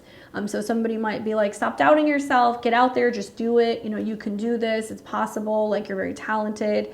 Look at when the last time you had the square in June, because it's been taking place since then. And this is the second of what will be 3. And same day, you're going to see Mercury in Virgo trine Jupiter in Taurus. So you've got Mercury in your third house of communication, sharing, and then the trine to Jupiter. So once again, Mercury is the faster moving planet. So I feel like this can be like a sibling, a neighbor, an encouraging email, a phone call, somebody who's like telling you like, you know, it is possible, stay with your dream, connect with the right people, you know, you can do it. And Jupiter is about motivation. It can be about programs and teachers and counselors and people who are kind of pushing you, but basically saying you have to believe in yourself. And there's a lot of support that's coming from a group right now to kind of help you get your groove back. This will be the first of 3 that you're going to see with these aspects. Then on the 13th, there is going to be a Sun-Venus cazimi taking place, where the Sun is meeting with Venus in your second house. Venus rules your home and family, okay? It also rules your friends. So it tells me that either a friend or maybe a female family member is coming in and offering you something of value. Maybe they give you a gift. Maybe there's, you know, flowers or sweets or a piece of jewelry or something that they give you, and also giving you lots of praise, building you up, right? And helping you really focus on your goals. If there has been a slowdown in a financial situation, you can start to see a breakthrough. It is also possible that you start to kind of realize what your financial goals are and what you're hoping to achieve. Significant connections with female friends and relatives are also possible. Then on the 16th of the month, Mars in Virgo will trine Uranus in Taurus. So you're going to have Mars still moving through your third house, you know, kind of kicking up, creating a lot of action and a lot of busy work in your daily routine, running errands, and it's going to trine Uranus, which means you're going to have like a breakthrough where you might find that somebody is like wanting to buy something that you have to offer, something that you're putting on a website, or a neighbor says, hey, you know, I'll pay you to do this task. And you're like, wait, what? And then you realize like it can actually pick up and run. It is possible that because people are talking about what services you have to offer, or maybe this is about you taking like a chance trip or an opportunity to go and travel with a sibling or a friend. This is about some of your goals coming full circle, right? Maybe you've got somebody who says, I believe in your idea. I want to invest in you. How can I help you make this happen? Because you're tapping into Uranus's connection to your 8th house with other people's resources. Then you're going to notice on the 22nd of the month, Mercury will begin the retrograde, and that's going to be in your 3rd house. So it's interesting because, you know, Mercury's comfortable in the 3rd house. It is about gadgets. It is about cars. It is about computers and phones and laptops. Oof. The connection to Mars makes me feel like some of you guys, in order to be more productive or make some of your work stuff happen, you have to upgrade a computer. You need a new phone. Maybe something does get damaged. Maybe you do drop and break something and you're like, oh, now I have to fix this. Car problems can happen. Communication problems can happen. Do not rush to move. Be careful when you're driving and read the fine print.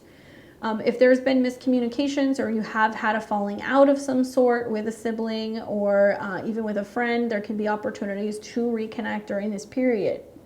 The very same day, you're going to see that Mars is going to oppose Neptune.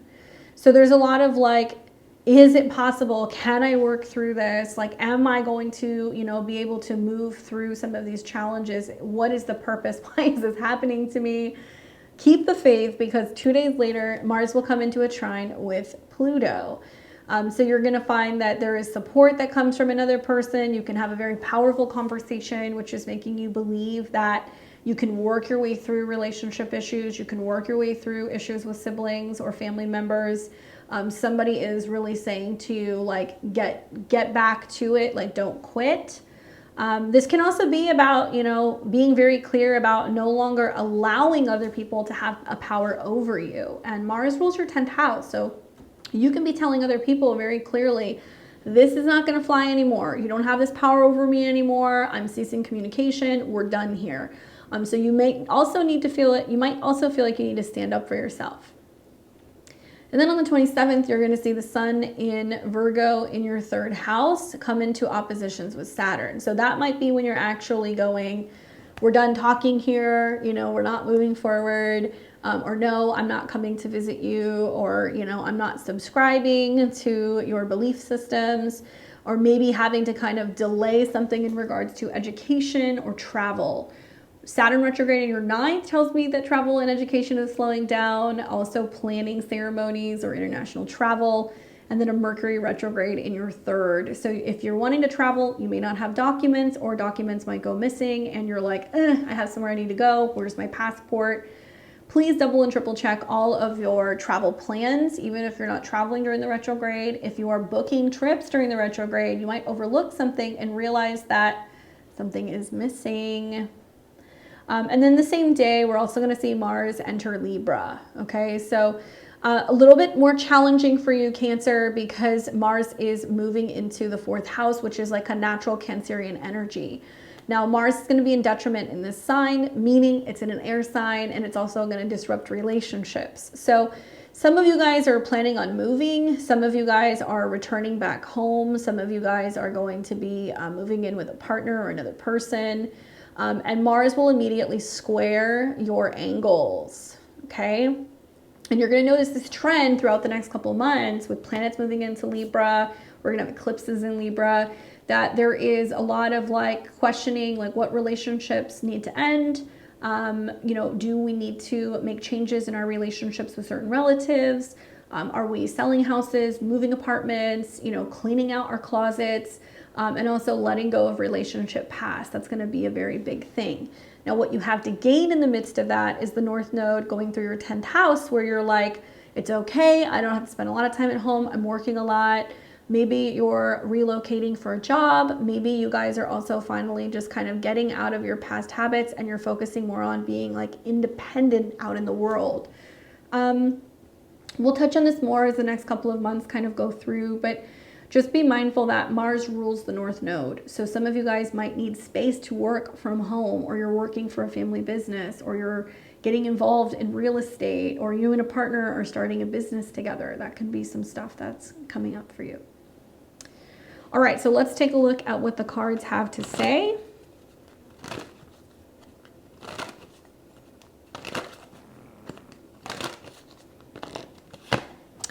Oof, and the card that I get for you is the Four of Swords, which is more about like rest and recuperation, or when something's not moving, letting it be and like taking a break. This can be a card that also deals with like letting certain situations go, like knowing when a situation is kind of hitting a dead end. I wonder if this is you telling some people with Mars trine Pluto and with the node square Pluto, you know, this is the end of this, like we're done here. I know that you guys are going to have a full moon that's going to be in Aquarius, which does have that kind of Four of Swords, ending, death, grief energy, like letting something end. But with that being said, there is also going to be energy revolving around new life, new resources that are coming in, almost like needing to take a breather before you're jumping back into what's going to be a very busy next couple of months. Sometimes the Four of Swords can be about taking a break and knowing when it's time to take a step back from work, from a relationship, and also making sure that you're really taking care of your mental health. Mercury does rule your 12th house. So when Mercury goes retrograde, if you're feeling mentally stimulated or overwhelmed, then sometimes talking to a friend who can give you good advice and just like letting things be until some of the cosmos level out a little bit is the answer. I also feel like a lot of you guys are just looking for a place that you can just rest and kind of put your head down. And maybe some of you guys are figuring out how to move and getting into a place where you have your own bedroom, your own space, your own privacy, and you're feeling a little bit more so settled. So that might be coming up for you as well. Okay. Good luck, my Cancers. I will see you next month in September. We've got Leo and Leo rising. Welcome to your August 2023 horoscope. And if you happen to be having your birthday this month, I'm wishing you a very happy birthday. Let's talk a little bit about what's going on involving the sun this month. Obviously, we're going to have a new moon in your sign, and it is a very active one, okay? It is almost like a wanting to redefine everything and wanting to defy everyone. Hello. So that new moon, you're going to be feeling a little restless. There's going to be a lot of like, don't tell me what to do type of like attitude coming up. Maybe you're already feeling it because Venus is retrograde in your sign. As the sun is going through your first house, it's bringing a lot of attention to you, your physical body, how you look, what you love, how you express yourself. It's a very look at me energy. Also, Venus will conjunct the sun and have a cazimi this month. So this is like a all eyes on you moment. This is some significant thing involving your appearance or your status in the world. It can be wearing an absolutely jaw-dropping outfit. It can be something amazing that you put out into the world professionally. It can be a status change as well for some of you. So I'm excited to see what that is, and let's jump into it. So on the first of the month, we are going to see Mars in Virgo coming into a trine with Jupiter in Taurus, okay? So Mars is moving through your money house. You may feel like you're spending a lot of money, that there's just a lot going out that you're having to spend on education, on travel, on marketing, on home expenses, because Mars rules those particular houses.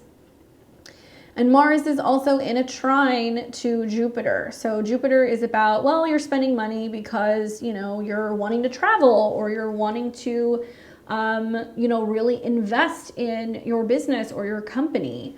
The Jupiter trine Mars also can be about making more money. So business can be booming, things can be expanding. Maybe you're bringing money in as well, not just going out and paying it out to other people. This very same day, you're also going to be seeing that Mercury will come into an opposition with Saturn. So while this is kind of like blowing everything out in the open and it seems really big, the Mercury in opposition to Saturn feels like when it comes to your resources, perhaps you're asking for something or you're spending something and asking if somebody else is going to also contribute or meet you halfway. And they're like, nope, I don't have the money. I can't afford it, or, you know, I can't cover it. Can you cover it? And you're like, yeah, I'm good. Thankfully, so many planets going through your second house, trining the 10th, makes me feel like business is good enough. But the question is, you know, do you have to cover everybody else's expenses? Whether this is like you covering the expenses for things at work, for other employees, or you're picking up the slack for other people. Maybe you're spending more when it comes to staff, if you own your own business. But Saturn also rules your 7th house. So there can be a lot of you being very generous. And I think with Saturn retrograde, I would be taking a look at, just because you can afford it, does it really mean that you should be covering everything? And do you have a partner that's potentially slacking off because they know that you're just going to cover it? That is possible. On the 6th, we're going to see the sun in Leo in your 1st house come into a square with Jupiter. To me, I like this square. I think this is going to be about gaining a lot of attention, feeling really creative, very romantic, being over the top enthusiastic, and just totally stoked about some of the changes that you're going through, some of the reputation changes that are happening, and the fact that you're getting a lot of more positive feedback.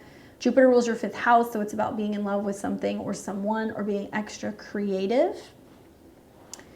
On the 9th, you're going to see Venus in your sign come into a square with Uranus in Taurus. So Venus and the sun in your 1st house is such like a dazzling energy. It's very beautiful and lovable and creative and dramatic. And the squares to Uranus can be shocking, sudden changes to your status. So some of you guys might feel like, getting a little too good for my position. Is it time for me to go my own way? I want to dress a certain way that's not really resonating with my work, and, you know, boss might not be too crazy about my outfit. There can be some very public things going on relating to your relationships with people at work or your romantic relationship that can be shocking. You know, there's changes going on at work rapidly which are affecting you, and there can be a sense of you reevaluating and going like, does this resonate with me? Or on the flip side, if things are really good and like work is expanding, you're feeling the pressure to dress a certain way or change something about your appearance so it reflects that on you, right? With where you're going in your professional life. You know, changes can come very quickly. Look at what happened in June. That was the last time we had this square. I believe it was June, maybe beginning of July. Anyway, this was taking place because this is the 2nd time that this has happened. Same day, you're going to see Mercury trine Jupiter in Taurus. So you've got Mercury in your money house, which is also connected to goals, and it's in a trine to Jupiter. So some kind of abundance is coming your way. It looks like you're getting support maybe from a new creative project that you're launching. Maybe there's like a lot of positivity because you're reaching new goals when it comes to a creative project, a romantic project, or a child. I could definitely see for some people there's we're having a kid or a baby is born, and all of the blessings that come with that, you know, because everybody knows when a kid comes, there's always a lot of generosity that appears out of the blue, and suddenly you're very blessed. But your baby could be your project. Your baby could be a relationship. It doesn't have to be like a physical child, but I could see a lot of abundance coming through something creative. And that's going to be the first of 3 trines, so lots of good news involving money, resources, and work.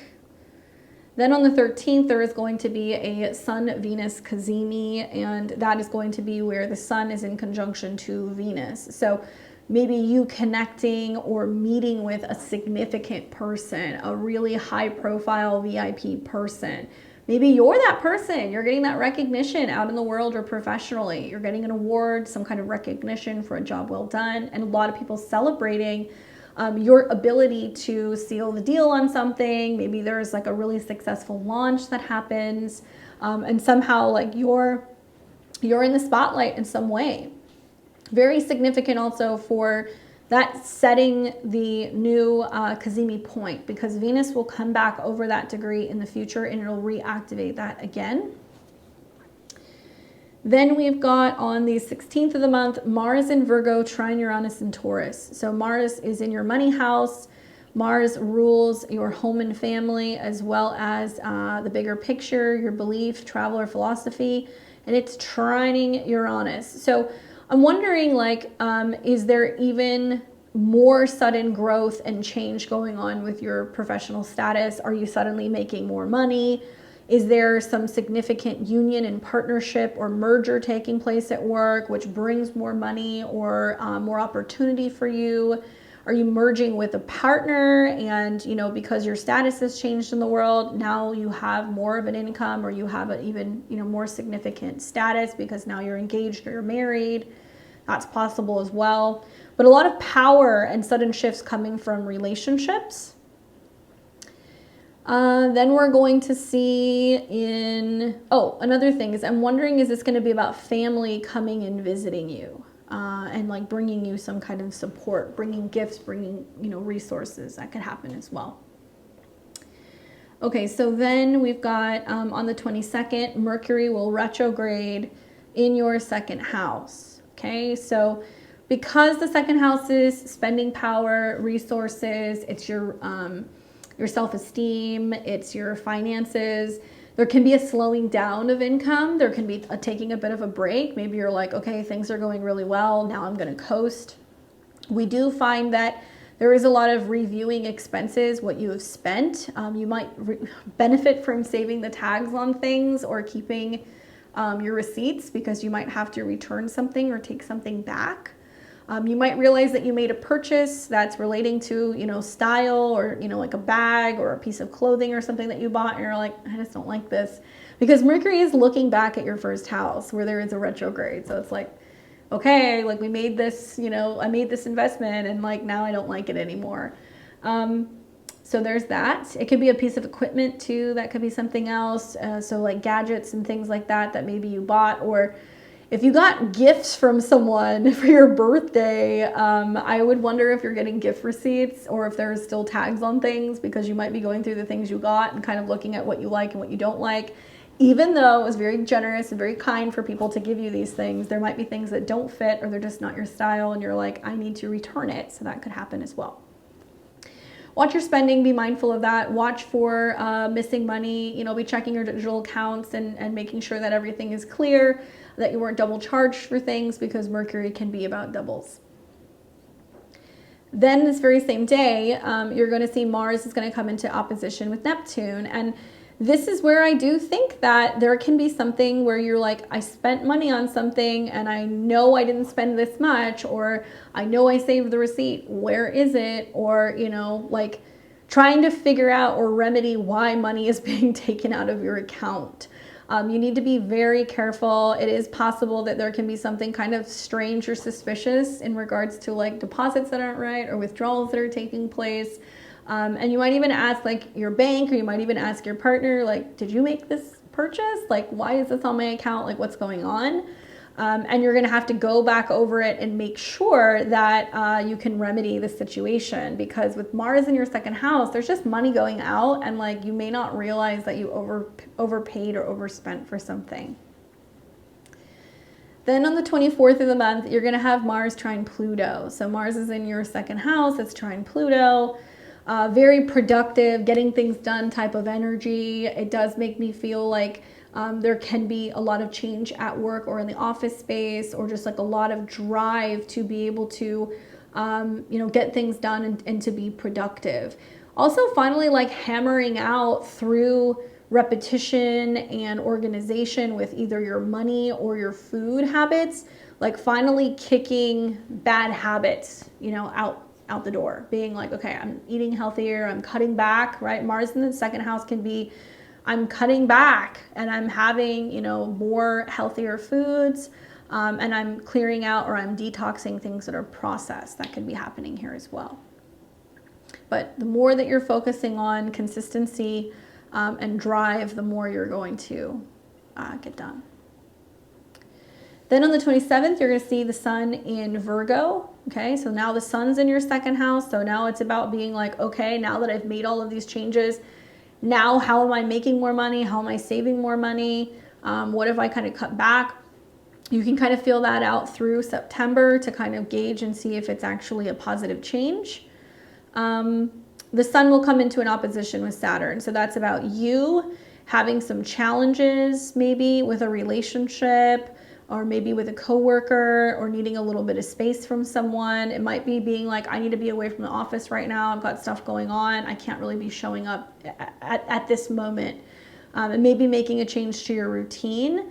It is happening in financial houses. There's going to be like you having to show up and also physically or financially support something because somebody else may not be able to, and they're going to need assistance in some way. Very same day, Mars is going to enter Libra. So you're going to have Mars leave your money house. It's going to go into your third house. Mars does not perform as well. It's in detriment here. But in the third house, there's more action revolving around communicating with partners, Libra.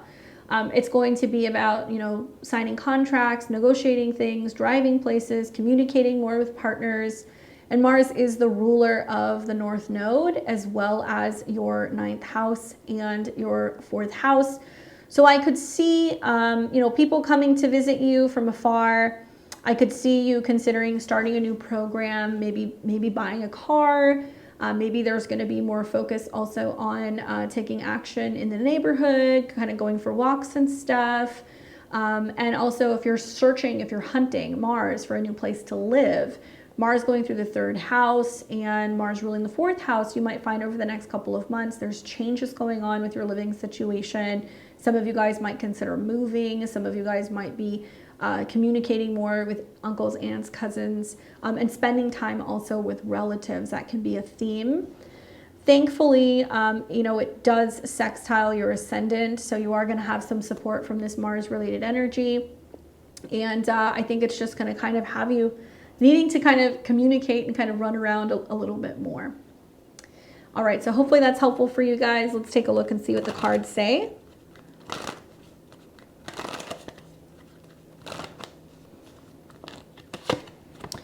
And the card that I got for you is the Page of Swords, which can be talking about Geminis, Libras, or Aquariuses. This can also for you be talking about ideas in the beginning process of starting to drum up a contract, learning something new, sharing something new. Younger people also, children. Pages are always like just kind of getting their feet wet. They're just learning about that element. So this in the 3rd house, I think with like the Mars transit, it can be about wanting to learn something new, or maybe you just start writing something, or you're getting into journaling, or maybe you pick up a new book, or there's like an interest in a new podcast. I could see that happening, but I also think that this is really great for Mercury retrograde, being like, how can I learn a new skill? In your 2nd house, it might be trying to find a way to focus on your financial goals because of Mercury's connection to your 11th. And finding new ways to be able to drum up resources or really kind of cut through, right? Swords, anything that's keeping you from feeling more financially secure or educated. Learning about something can be about a page. So maybe it's like, I'm gonna go do some research and see like, how much money am I paying for this subscription? And how much money am I paying in interest for this credit card? And like where you can go and learn about that, make some of the changes to better balance out your resources. Good luck, Leo, and happy birthday if this month is your birthday. All right, so we've got Virgo and Virgo rising. What's up, Virgo? I hope you're doing well. Welcome to August of 2023. And those of you guys who are having a birthday this month, happy birthday to you. You guys know I'm going to start with Mercury because Mercury is your chart ruler and it's going retrograde. So just as a reminder, Mercury rules communication, ideas, gadgets, contracts, anything involving organization, and obviously rules you as well as your career.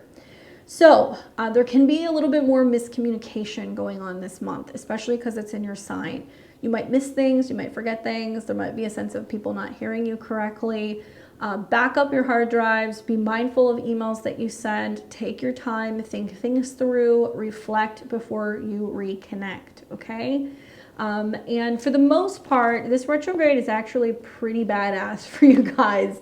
You might be a little agitated by it at first, but I definitely think that with some of the trines to Jupiter, it's opening and broadening your horizons with where you can go and what you're learning. So work with the retrograde is my recommendation. All right, so the month kicks off on the 1st with Mars in your sign. Mars in the first house is strong. It wants to be active. It wants to get things done. It's assertive, and it's also health-minded. It's also moving closely with Mars. So it looks like you're really adamant about making some personal changes, making some personal transformations, cutting something, changing something maybe in regards to negative self-talk, I hope. Otherwise, you can be quite assertive with these transits. Mars is in a trine to Jupiter, which means maybe you're feeling like I need to travel, I need a break, I want to learn something new, I want to connect with somebody far away. Maybe you're wanting to go and visit family, that could be happening. And you're also going to be seeing that Mercury is going to oppose Saturn, okay? So there's a sense of like not getting the feedback or the communication that you want from someone, right? So you're like trying to send that text message, or you're calling them, or you're like trying to like hash out an issue in a relationship or connect with a client, and you're just getting blocked. They're not picking up the phone. They're not responding, right? They don't want to talk. They're not ready. And you're going to see with some of these oppositions to planets in Pisces that people are going to be passive. They're going to be a little ghosty. They're not going to want to communicate, or they're going to be in their feelings. So like let people have their thing. Take your time and really use this as a time to redirect that energy towards yourself, okay? So when Mercury is in opposition to Saturn, you're not going to hear what you want, but Mars is in a trine to Jupiter, which means like call a mentor, call a guru, maybe get a reading, right? Maybe reach out to a relative or a family member, or use this as an opportunity to travel and reconnect with yourself. Then on the 6th of the month, you're going to see the Sun in Leo square Jupiter in Taurus. So the Sun's in the 11th house where it wants to pause and reflect, retreat, rest, and it's in a square to Jupiter. And that's a great transit, I think, for traveling, for maybe having time by yourself, meditating, being in a creative space where you can kind of reflect. And it can be a time also where you're feeling more enthusiastic about potentially traveling or exploring a hidden or a foreign place, or learning more about something that's either creative or esoteric. On the 9th of the month, you're going to see Venus square Uranus. So Venus is retrograde in your 12th house, in a square with Uranus in your 9th. It does make me feel like there can be a sense of clearing out the cobwebs in your love life, maybe clearing out any doubts in regards to your capability of being loved, to being in a relationship. Maybe there is a little bit more opportunity for romance, kind of behind the scenes, private, indulging, having more opportunities for bed pleasures. And it can be with somebody who is either at a distance or in another country. There can be a lot of back and forth with the Venus-Uranus square. Venus does rule your possessions, and when it's retrograde in the 12th house, it's like maybe you're trying to let someone go and you're feeling as if it's like challenging to do, and you're like in the 12th house, it can be undoing, a self-undoing. So you can feel as if like you're kind of like emotionally losing it because you're having to release and let someone go, and maybe reflecting on what hasn't worked in the past and try and have a better understanding of why it came to an end. Now, by the same token, if you're traveling and you're single and you're abroad, or you're connecting with people in other places, this can be a great transit. It really depends on what took place. So you want to look back at like June going into July, the last time that we had this Venus-Uranus square. Naturally, we do have some challenges in relationships with this square, and Uranus rules your 6th house. So it can also mean that you're trying to do some kind of work at a distance, but maybe that's challenging for you to do because you'd rather be like relaxing and enjoying yourself, and you're not wanting to kind of stick to a particular routine.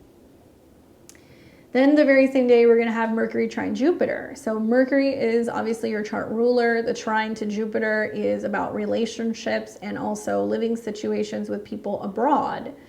It can be long distance relationships. It can be getting good advice from a mentor or a reader, or being more optimistic about what the future holds. And I'm wondering if like a partner is questioning whether or not you would relocate, if you would come and visit them, if it would be possible for you guys to be together in another location. And you can also be getting really good advice from teachers or also lawyers. So you mean going back and forth with those kind of individuals as well. Now, Mercury will trine Jupiter 3 separate times throughout the retrograde. So it's really important to make sure that you have a good spiritual team, an attorney, a teacher, a therapist, somebody who can give you advice. So when you're kind of doubting yourself, or if you're needing to kind of like adhere to a spiritual practice, you have a practice you can fall back on if you're having some issues revolving around getting on the right track with the way that you communicate or the way that you're thinking. So that way it's reinforced. Very positive transit. Then on the 13th, you're going to see the Sun in Leo conjunct Venus. So Sun in the 12th house is highlighting past lives and karma, things that are hidden and things that are kind of wrapping up. Venus can be about a woman. Venus can also be about a foreigner, a teacher, a traveler. It can also be about something of value. So this conjunction makes me feel like this can also be about a potential union that's happening like in the etheric before it becomes physical.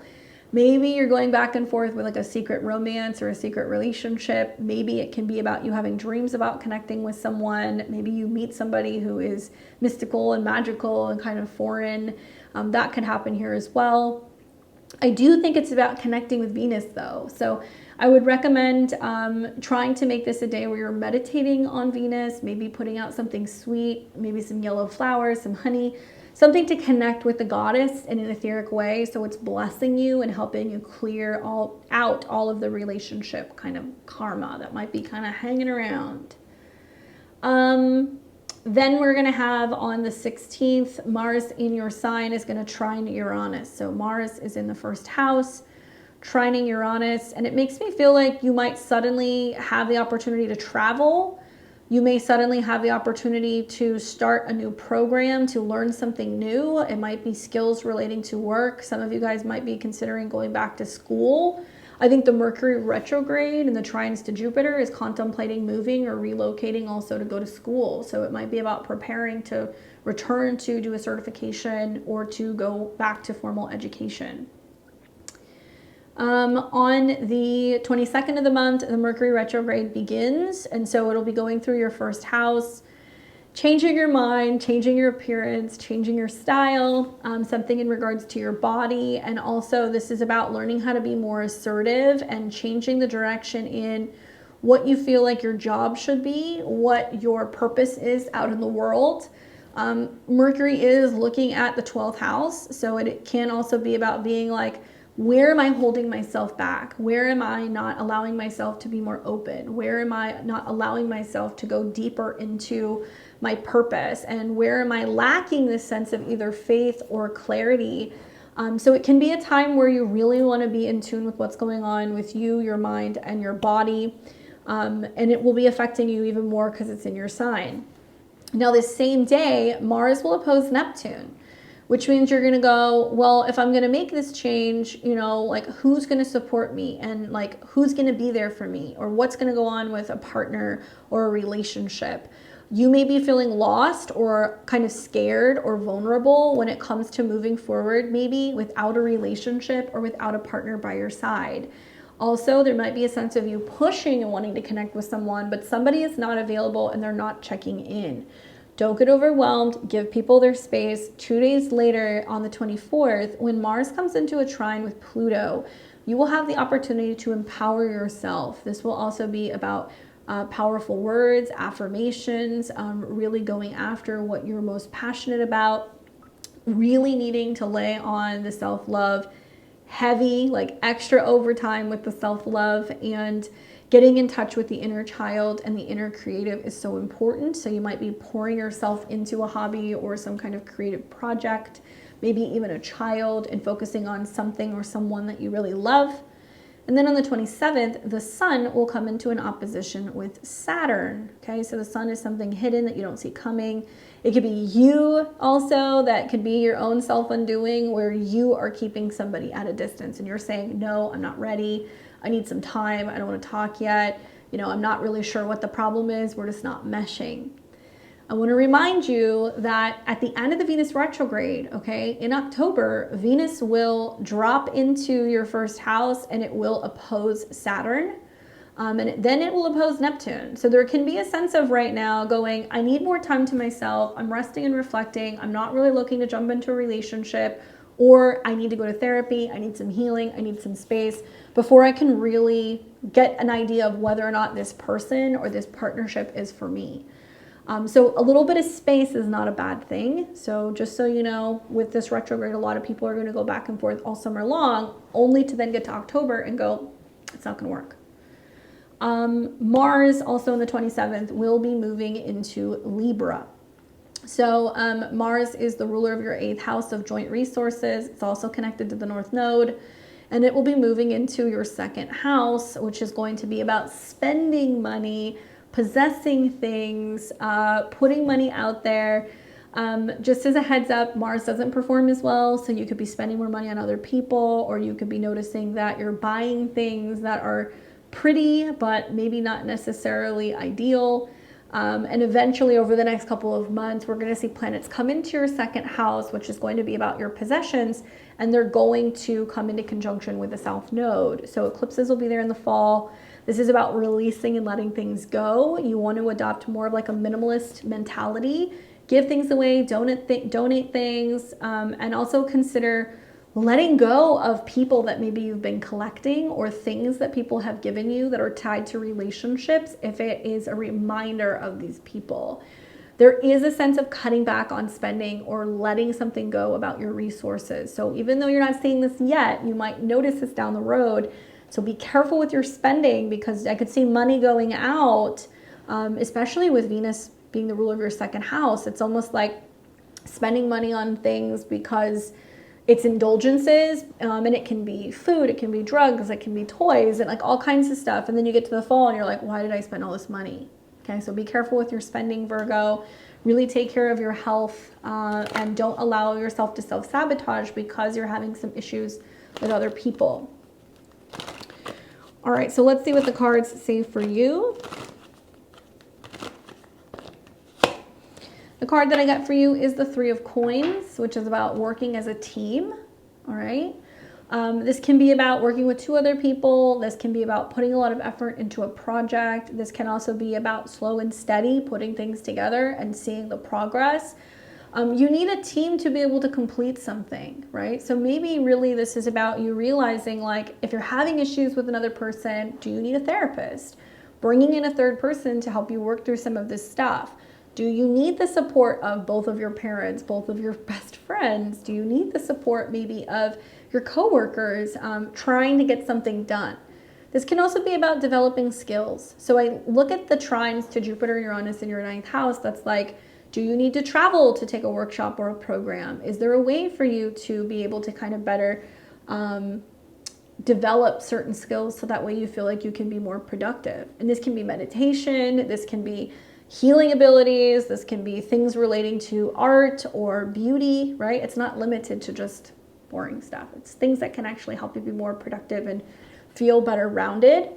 I like the planets in your 12th house for like healing and recuperation. So I think some people might really benefit doing like a retreat, or maybe even like working with a life coach right now if you're feeling like you just need some help redirecting and bringing people in to kind of help you figure out how to put the pieces back together. I hope that's helpful. And to those of you guys, once again, who are having your birthday, happy birthday. Good luck with that retrograde. I will see you next month. What's up, Libra and Libra rising? Welcome to August of 2023. I hope you're doing well. Let's get right into it and see what's going on this month. Just as a reminder, Venus, your ruler, is still retrograde in Leo. That's not going to change. We're going to be seeing that all month long. She will continue to be retrograde until the beginning of September. As Venus is retrograde through your 11th house, reconnecting with friends, focusing on marketing yourself, promoting yourself, joining networks, Yes, there can be some friend issues, but there's also an opportunity to reevaluate your goals. So that's going to continue all month long. What you have working in your favor is there is going to be a Sun-Venus cazimi, or likely there can be an invitation or a connection to a really prominent person or support from a friend, or an invitation maybe to participate in some kind of group. And we will also see at the end of the month, Mars is going to be moving into your sign, which is going to get you action oriented. You're going to be feeling more like you want to be out and about doing things, and really focusing on your goals. Mars going through your first house is going to be very strong for getting things done. Okay, so you got some stuff to look forward to in the month ahead. Let's start first with the 1st of August, where we're going to see that Mars in Virgo is going to form a trine to Jupiter in Taurus. Okay, so Mars will be moving through your 12th house of what's hidden, what's subconscious. That's going to be taking place for a period of time, really all the way through the month. This is kind of bringing you to like private spaces. Okay, so this is like what you're doing in your office, what you're doing in meditation, sleep, rest, and also possibly traveling or visiting a foreign land. Mars rules relationships. So it can be what you're working on behind the scenes with a partner. It can be about pillow talk. It can be also more opportunities for sexy time and pleasure. And when Mars meets up and forms a positive angle to Jupiter, perhaps you're planning a trip with a partner. Maybe you're talking more about future investments. It is possible that you're speaking more optimistically about the future. And you're also talking about how you can drum up more business. I do feel like the 12th house is the house of mystics and meditation and manifestation. So working with like candles, setting intentions, anything in regards to your kind of like witchy routines can be really positive in helping you find ways to make magic happen and also bring in more resources. I do feel like this can be interesting because it's earth trines that are happening in what are kind of like water related houses. So your intuition can actually play a role in helping you make some physical changes or decisions. This very same day, you're going to see Mercury in Virgo oppose Saturn in Pisces. So Mercury is about communication, the mind.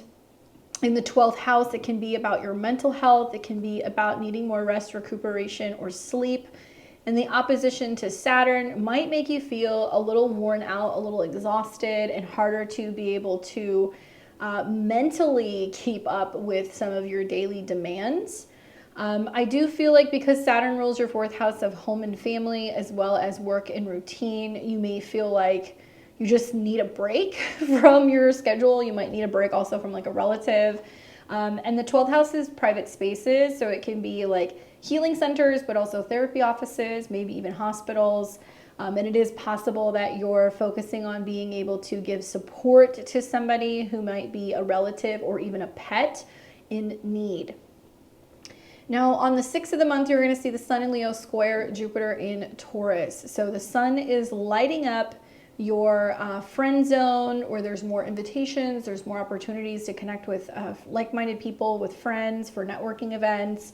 And it is squaring off with Jupiter. So Jupiter makes things bigger. This makes me feel like some kind of group effort, group endeavor, group support, or collaboration can be actually greatly improving your resources. So Jupiter in your 8th house is the money that you get from support from others, like inheritance, tax refunds. It can be about savings. It can be investments. It can even actually be about like crowdfunding. So if you're doing some kind of crowdfunding, that can be a day where you can see a lot of opportunities where things can kind of open up, especially if it's something that you're doing online. I'm a fellow Libra rising. I'm really focusing on really putting myself out there this month, excuse me, and promoting some of the things that I'm working on and letting people know new ways that they can support me. So that's why I started offering, okay, if you want to donate, you can. I'm also getting a lot of feedback from people who are asking me to start like a Patreon. So I'm kind of looking at these transits being like, is it worth doing that? Like, would that potentially bring in more business and more support for my work? Maybe you might be considering something as well. remember that part of the square gives you the opportunity, but you're also with the retrograde reevaluating, does it make sense for me to reconnect with groups of people? Does it make sense for me to promote myself in this way? And if you're collaborating with a friend or a group, is it a fair exchange for what you're potentially bringing to a group dynamic? So if you're not on your own, some people might ask you to join them, but you're going to be like, is it worth me bringing my services? Is it going to be a fair split? Then on the 9th of the month, you're going to see Venus in Leo square Uranus in Taurus. So this is an important transit to watch for because Venus rules your sign. We had this previously in June going into July. Venus in the 11th house is friends and harmony and celebrations. Uranus in the 8th house is where there's disruptions. And so Uranus rules like boyfriends, girlfriends, children, creative projects, and like where there is some conflict revolving around you joining a group, working with a group, where there can be challenges involving like romantic partners or children that's inhibiting you from partying, going out, making changes, having a good time. Equally, I know Pluto has been in a square to the nodes in your 4th house, so you've been going through a lot of like inner emotional challenges or home or family challenges. And this can be a time where friends are actually coming in who you're reconnecting with and giving you support as you're going through a lot of life-changing themes. However, Venus, Uranus can be about disruptions. And so there can be a sense of you reconnecting with certain friends, and the reconnection can be positive, but it can also be like a little emotionally destabilizing. And if you find that you're having some friction with a friend, it might be a time where the top kind of blows off and you kind of let them know how you're feeling. Gossip can also be an issue, and scandal, because it's squaring planets in your 8th house where there's some kind of secrets that are coming out. The very same day, Mercury in Virgo in your 12th house is in a trine to Jupiter in Taurus. So the 12th house is not just about hidden, what's private, what's spiritual. It's also about secret enemies. And so in this situation with Mars being there as well, you may find out that there are certain people you work with, certain people who you thought you were friends with or who you were partnering with that don't maybe have your best interest at heart, as much as I hate saying that. The trine that you get between Mercury and Jupiter can be about some secret information coming out or conversations behind the scenes where somebody's letting you in on something and telling you something that has been said or done. It can also be that you get some kind of invitation or you have a conversation with somebody who's encouraging you to make money through forms of travel or metaphysics or something that involves like maybe retreats or continuing education. Even in spite of Mercury and Mars being in your 12th house, I feel like your intuition is on your side. You're going to have a lot of really significant and symbolic dreams. They might be particularly action-oriented. And the trine to Jupiter can be about being in touch with your spirit team, having contact from the other side, and significant messages warning you or giving you a heads up through dreams. So you are on the up and up with what's going on. There will be 3 of these trines from Mercury to Jupiter, and that'll be because of the Mercury retrograde that's coming in Virgo. On the 13th, the Sun in Leo will come into conjunction with Venus. So this is the Venus Cazimi point, really significant. It can be about meeting a really prominent person, meeting a really significant friend, getting connected with a VIP, partnering with somebody in some capacity, and some creative opportunity, or you go to a party and you meet somebody really significant. It can be a romantic opportunity here as well. But that'll be the Cazimi, and that can also be about you getting recognition and praise from a group of people, groups, networks, or online. On the 16th of the month, you're going to have Mars in Virgo trine Uranus in Taurus.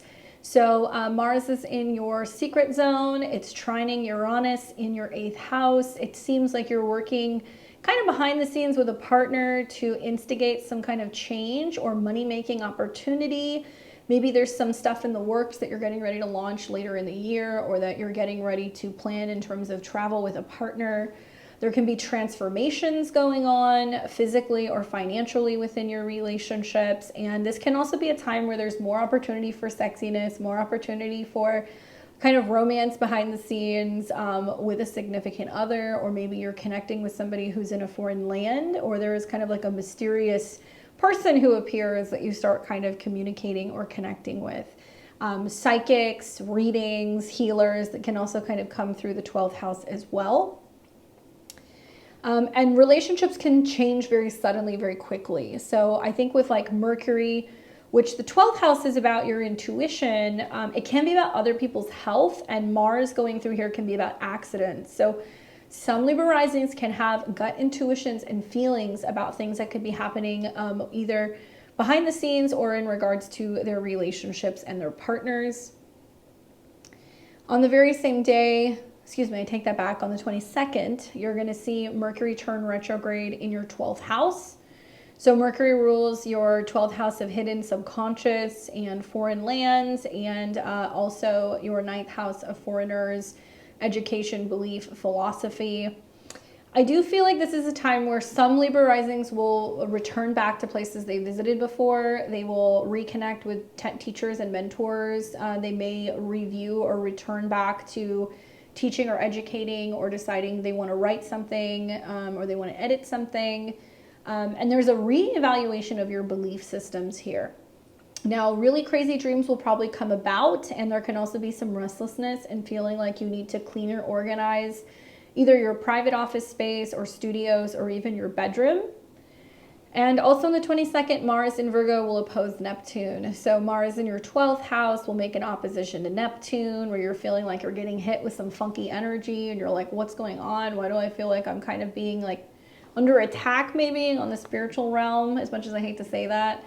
You might have like nightmares and stuff, so it might be a good idea to like kind of zhuzh up your space spiritually, whether it's an office or a studio or your bedroom. Maybe burn some sage, call in sacred space, purify, protect that space, so you're not feeling like you're kind of getting hit from some cosmic stuff. And this can also be like, because of the sleep disturbances, you're feeling less productive and you're feeling like lower energy levels and more prone also to getting sick. So mind, body, spirit balance is so important for you this month, Libra. And watch when Mars opposes Neptune that there can be some like partners that are keeping some secrets or hiding something from you, or maybe that's going on with somebody at work, or that's going on with somebody who's supposed to be helping you, or it's hard for you to get in contact with, a doctor or somebody who can kind of help you remedy a problem. Then on the 24th of the month, you're going to see Mars trine Pluto. So Mars will trine Pluto, where there is some really powerful psychic energy, some rebirth energy. This is all about releasing and letting go for you. You're going to see that the second part of August, as we're getting into Virgo season, planets are moving through your 12th house. So you're in preparation for your birthday. You're going to see this Libra season. There's going to be eclipses. And now the South Node is in your sign. So Libra, you're more prone to having lower energy levels. You're more prone to feeling like you're cutting your losses. You're letting things go. We want to get quiet when planets go into the 12th house. So think of the Mercury retrograde and the transits of the 12th house as an opportunity to meditate, rest, reflect, and start thinking about what's happened through this last year, what your goals are for the next year, and what you're willing to kind of cut loose in order to start fresh. And you'll see a solar eclipse in your sign around mid-October. Because Mars is also about, partners, I think the trine to Pluto is like partners can be there to help you, therapists, your astrologer, your significant other, through some really intense things that are changing for you emotionally, or with your home, or with your family. Then on the 27th of the month, the Sun in Virgo will come into your 12th house, and it will oppose Saturn. And this is a time where you want to watch. It can be about the ending of a friendship, where after a lot of the back and forth, you realize it's time to cut a friend loose, because the Sun is connected to groups, and it opposes Saturn in the 6th house, where you feel like energetically, and also just from a place of your schedule and your health, you're like, I can't give any more to this. I need to kind of like pull my energy back a little bit. It might be a time also where you need to take some space from, the office, or you need to, kind of just, get to a spa, get out in nature, do something to kind of help you level those energies off a little bit. This can be a time where like solar figures, male friends, brothers, father figures, grandfathers, bosses, are potentially also, you know, needing rest and recuperation, and they're having potentially some health related issues, and they might sometimes need to see a specialist or a doctor. At the same time, on the 27th, Mars is going to move into your sign, so it's going to cross your ascendant. Now, it's kind of a double-edged sword. Mars does very well in the first house, so it's active, it's self-focused, it's assertive. In Libra, though, it is in detriment, which basically means it's not going to function as well. And what's interesting is that Mars rules the North Node now in your 7th house, and Mars also is connected to your money and your resources. So as Mars is going into your 1st house, you're going to feel energetic, you're going to feel active, but you're also more prone to be like telling other people what's up and like giving them a piece of your mind, telling them what doesn't work for you, being a lot more assertive than usual, and also really sticking up for what's yours, and telling people what you're planning on doing with your money and your resources. So there can be conflict that can come up about that. Over the next couple of weeks and months, you're going to see planets go into Libra, and it'll go into your 1st house where you're reflecting on your body and you're reflecting on your needs. However, the South Node is there, so there's going to be a lot of like letting go of old identities. There's a lot of letting go of old versions of yourself and reworking your appearance, and also tapping into the 7th house North Node. So could you be fighting with others? Yes. Could you be standing up for yourself and not being a pushover? Yes. Could you also be finding that there's more passion and action revolving around partnering with people, you know, putting out new services, new products, you know, being more adamant about wanting to meet a significant other and getting into relationships? Yeah, you could do all of those things. But I would just say slow and steady, and know that when Mars crosses into your sign, it's immediately going to start coming into a square with your 10th house and also your 4th house. So the actions that you're taking are not so much professional, and they're also not in regards to your private life, but you're going to be feeling like you need change in these 2 particular areas. So just take into consideration slow and steady, don't be indecisive, and try to find the balance within yourself, because the North Node in the 7th house isn't just about the relationship with other people, right? Aries is the self. And I think this is about learning through your interactions with other people what you need. All right, so let's take a look. Let's see what these cards have to say for you.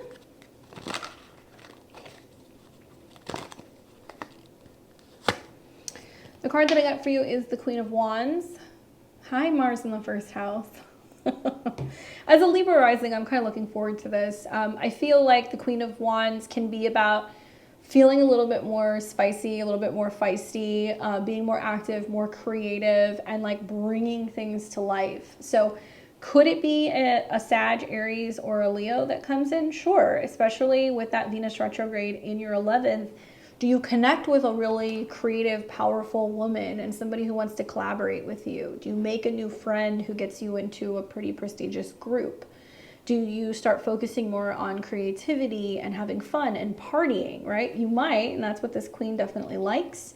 But if it's not another person, then it's you embodying this energy and being able to kind of really feel yourself and feeling really inspired by this sudden energy shift. Work with fire, right? Especially with planets in Leo, which sextile your sign, especially when Mars goes into your sign. Sitting down, writing intentions, speaking them out loud, working with candles can also be really helpful for manifesting some of your desires, right? Because that's what the wands do. They kind of make magic happen. Good luck, Libra. I'll see you next month. We got Scorpio and Scorpio rising. What's going on, guys? I hope you're doing well. Welcome to your August 2023 horoscope. Oof, my Scorpio. There's a lot of stuff going on this month with Mars. And I know that, yes, Pluto has been in a square to the nodes, okay? So you're really aware of where learning some new software, maybe moving, dealing with a sibling, working through power struggles, learning how to communicate is still very important. But Mars is your co-ruler, and you're going to see a whole ton of aspects taking place with Mars this month. So off the bat, when Mars goes through Virgo in your 11th house, on the 1st, Mars is going to come into an opposition Mars is going to come into a trine with Jupiter. So hello. It's going to come into a trine with Jupiter. You already had the Mars opposition. So Mars in the 11th house is having you focus on your social life, your goals, your friends, your connection with the community. And the trine to Jupiter is enhancing and expanding your relationships. So if you're single, going out, mingling, being active is going to definitely open up the likelihood of meeting somebody new, connecting with new partners, and collaborating for professional needs. It may also help you drum up more business because Jupiter in your 7th house can be wealthy people that you can collaborate. It can also be about talking about the goals that maybe you're having with your partner, about what you're hoping to create or what you're hoping to achieve. The other transit you're going to see this day is that Mercury is going to oppose Saturn. Okay, so Mercury rules communication, maybe with friends or some of your goals for the future. It's also about change, and it will oppose Saturn in your 5th house, which means you have friends going, come hang out with us, come do this thing. And you're like, yeah, I don't know, I've got to hang out with my boyfriend or my girlfriend, you know, oh, I got to watch my kid. And friends are kind of like trying to get you to go and join. And like, you're either being a bit of a party pooper, Saturn in the 5th, or there is a sense of being like, I'm not drinking, I'm not partying, you know, I'm really kind of staying on my grind. Saturn rules communication, and it also deals with ideas. And so I feel like Saturn in the 5th, as it's retrograding, you're focusing more on what you can create, what you can do, versus what you're doing in collaboration with other people. And the truth is like, there's a little bit of being able to have both this month, Scorpio. You can go and have fun and socialize and also meet people and have fun with a spouse or a partner while simultaneously still being responsible and getting things done. Saturn in your 5th house is teaching you that you have to work hard for romance. You have to work hard for creativity. So yeah, I think a little bit of sweet and salty aspect on the 1st. On the 6th of the month, you're going to have the sun in Leo in your 10th house, lighting up your career zone, come into a square with Jupiter. Sun in the 10th house is strong. It's about publicity. It's about being seen. It's about getting a lot of recognition. And it is squaring your relationship sector. It also is about your creative endeavors. It's also about your relationships. So some Scorpio risings may have a sudden expansion in regards to their public their public reputation. So if you are suddenly partnering with a new partner, it can be like, oh, you know, here's my new boyfriend or girlfriend, or here's my new business partner. Here's something new that you're putting out into the world. I could also see this being about like projects that are getting a lot of recognition and like people seeing that you're doing very well, especially physically or financially, through some of your creative work that you've been doing.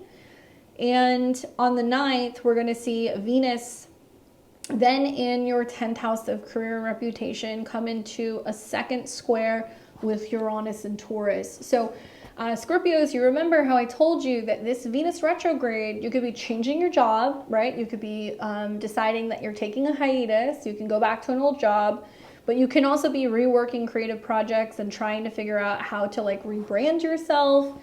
Some of you guys with Venus square Uranus will have some friction and bumping heads with either business partners, clients, or your spouses. And to me, it seems like there's so much action in the career zone that it might be interfering or creating problems in a relationship.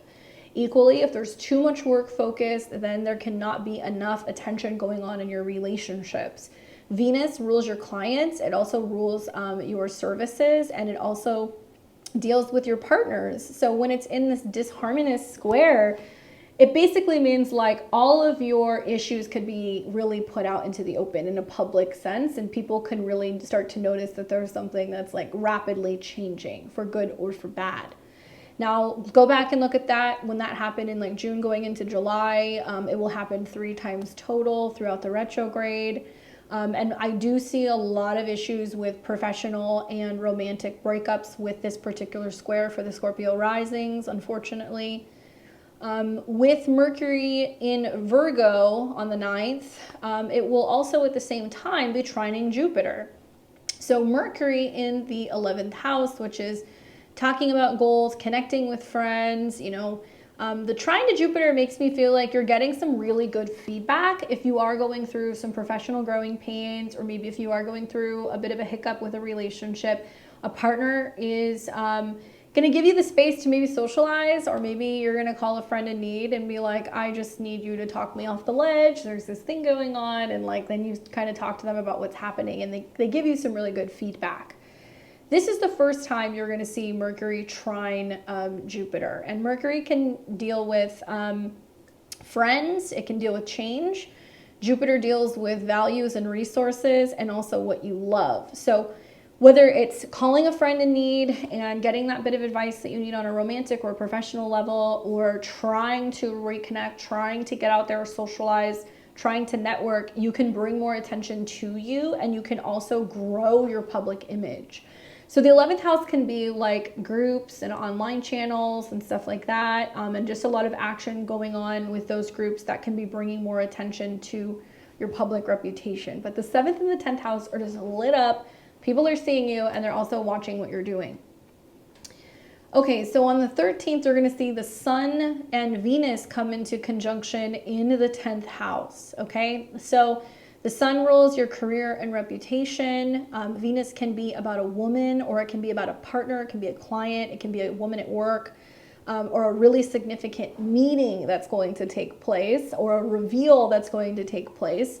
And that's going to be at 20 degrees. So those of you guys who are Scorpio, Sun, Moon, or Rising, if you have any placements around 20 degrees, pay attention, especially in your 10th house. But if that's your rising sign, you're going to find that there is going to be some squares where it's kind of like Venus is smack dab in between Uranus and also your ascendant. So there can be like a third party that can come in if you're wanting to get out of a romantic relationship. There can also be a professional connection if you're wanting to make a change in your status that can help you do that. So that's very possible as well. But that is like a anything goes, like you're in the limelight type of day. So I'm curious to see how that plays out for you. On the 16th of the month, Mars in Virgo will trine Uranus and Taurus. So you have Mars going through your social zone where you're active, you're out, you're hanging out with people, you're going to networking events, you're hanging out with coworkers maybe, and your friends, and Mars will trine Uranus. So it's bringing the opportunity for you to connect with friends and open up the door to meeting new partnerships, clients, or partners. Maybe you're seeing friends from the past because Uranus rules the past, or maybe you have friends and they say, come over to our house, we're having a barbecue, or we're, having dinner, and then they introduce you to someone and you meet someone, and it's just like an instant connection. So that's possible. Or friends are promoting your services or talking about, what you're doing, and encouraging you to kind of mingle, and they're promoting you in some way. On the 22nd of the month, then Mercury turns retrograde in Virgo. So the 11th house is obviously friends, connections, socializing, but it's also about your goals. It's about, avenues of making money through your business. It can also be about emails and phone calls and text messages. And the 11th house does deal with other people's children. So it can be about trying to get your kids together to have a play date with one of your friends.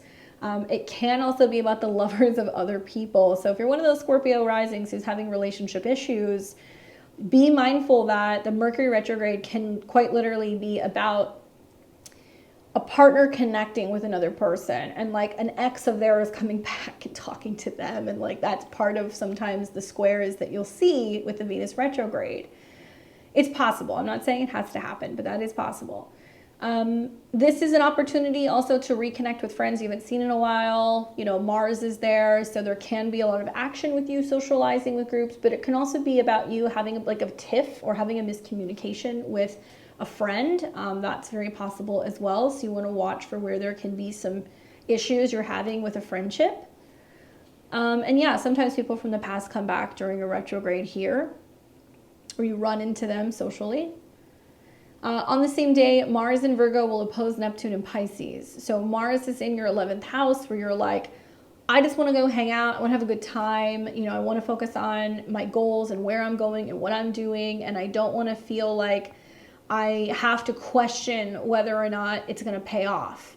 Neptune in the 5th house can be about, not getting your needs met in a romantic situation. So you're focusing on your friendships. It can be about kind of abandoning ship for a little bit when it comes to keeping to yourself or being lonely or, having some relationship disappointment. You're like, I want to go and be with my friends. I want to be with people who are going to celebrate me and help me get out of like a funk if you've been in a bit of a funk or a creative block. So other people can kind of help you do that. There is a sense of not wanting to acknowledge or pay attention to a lack of something though. So if you're not feeling personally fulfilled, you can go spend time with other people, but you can see, okay, well, here's the relationships, the lifestyle, the success that my friends are having. And you don't want to lose yourself in that and not stay on track with some of your goals, right? Don't get envious. Just focus on being able to have a good time, and then you'll kind of get back to work. On the 24th, a couple days later, then you're going to see Mars in your 11th house trine Pluto. And I really like this transit for you, Scorpio, because it makes me feel like there is an opportunity to connect with a very powerful and encouraging friend.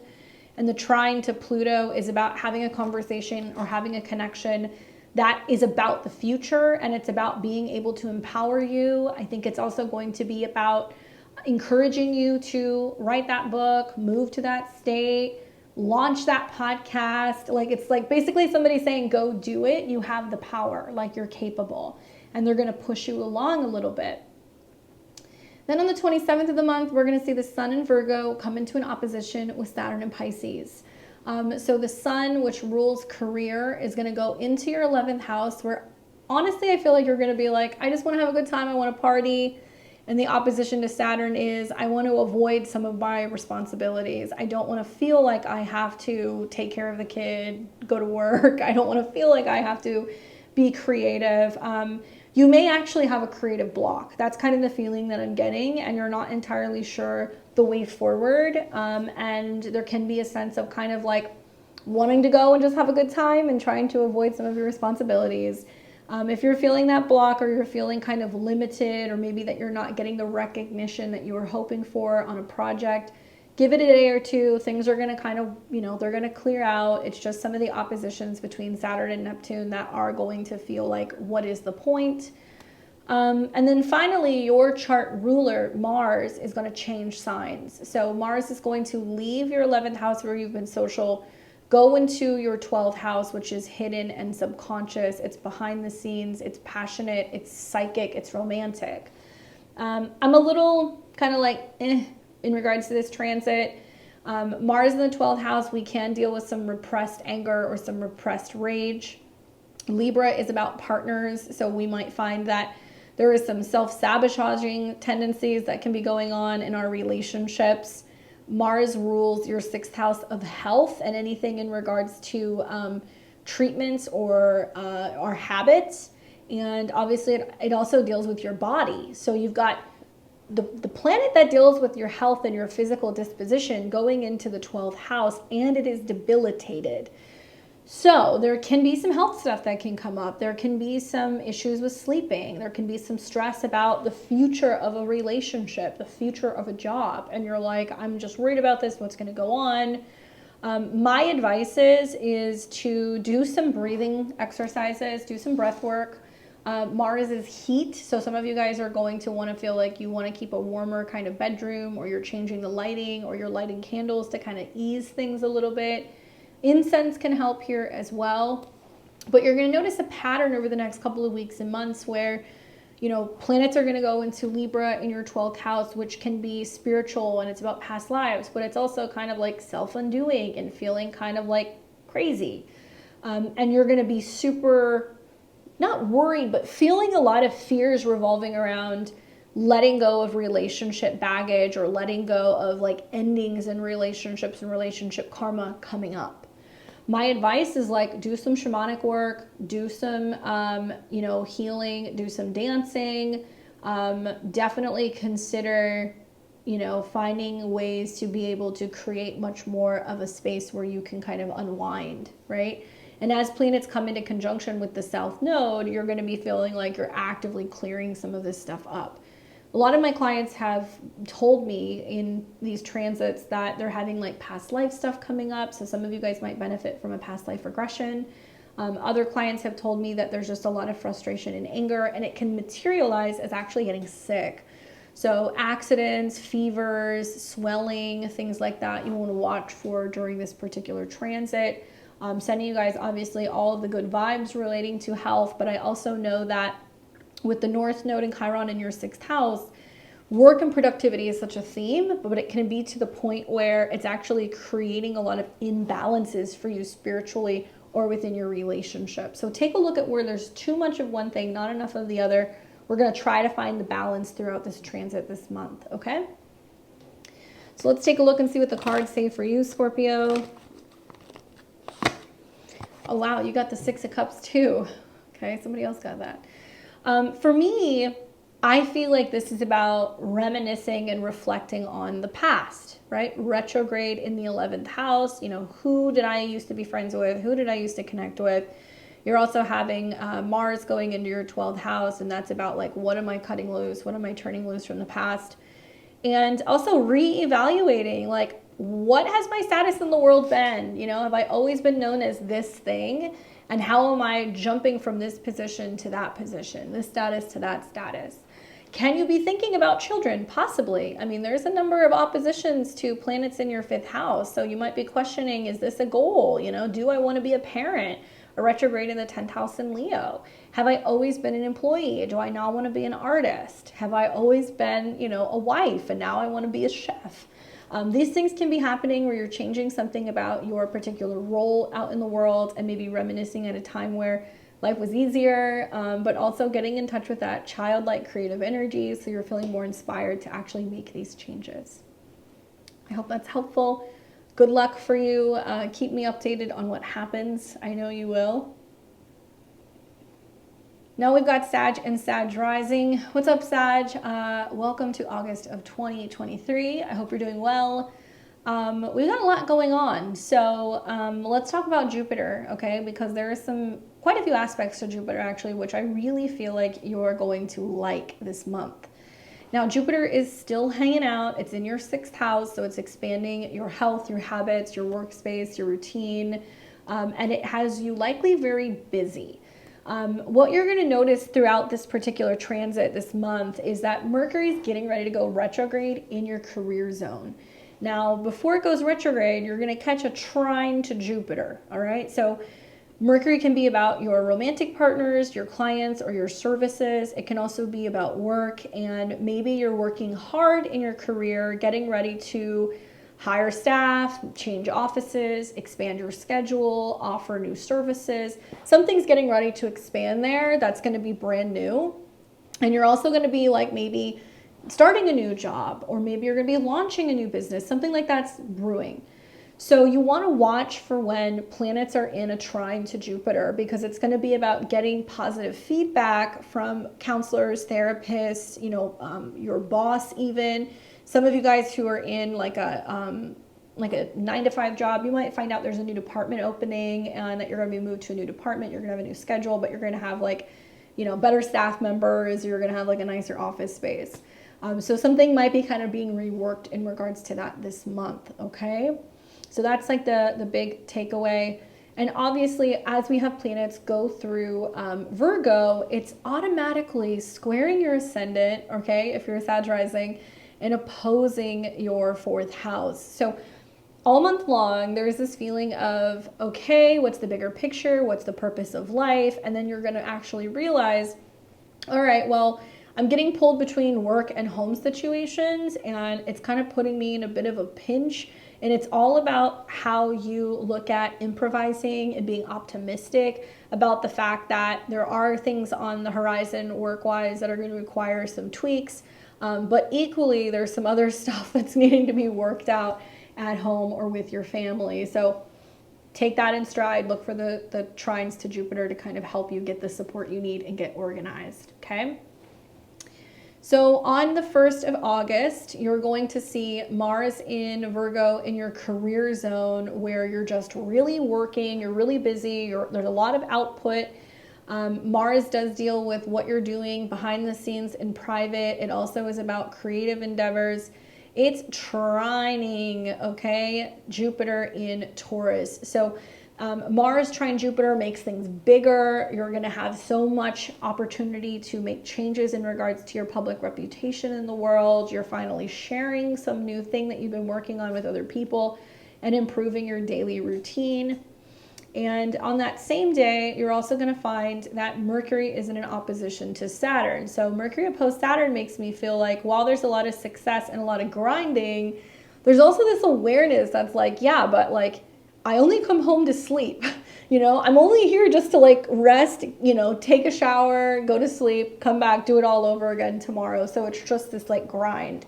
And where there's success, that's coming at the cost of not being with your family, not being with your partner, maybe feeling like you're not making as much headway as you would like when it comes to home stuff. So it comes at a cost. You're feeling kind of stretched.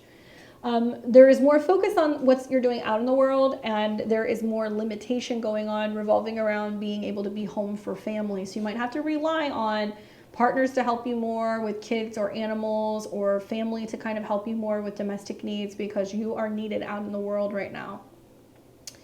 On the 6th, you're going to see the sun in Leo square Jupiter in Taurus. So the sun is moving through a sister sign in your 9th house where you're teaching, you're traveling, you're marketing, you're feeling optimistic and kind of active. And that square to Jupiter, I feel like is you being like just totally on overdrive.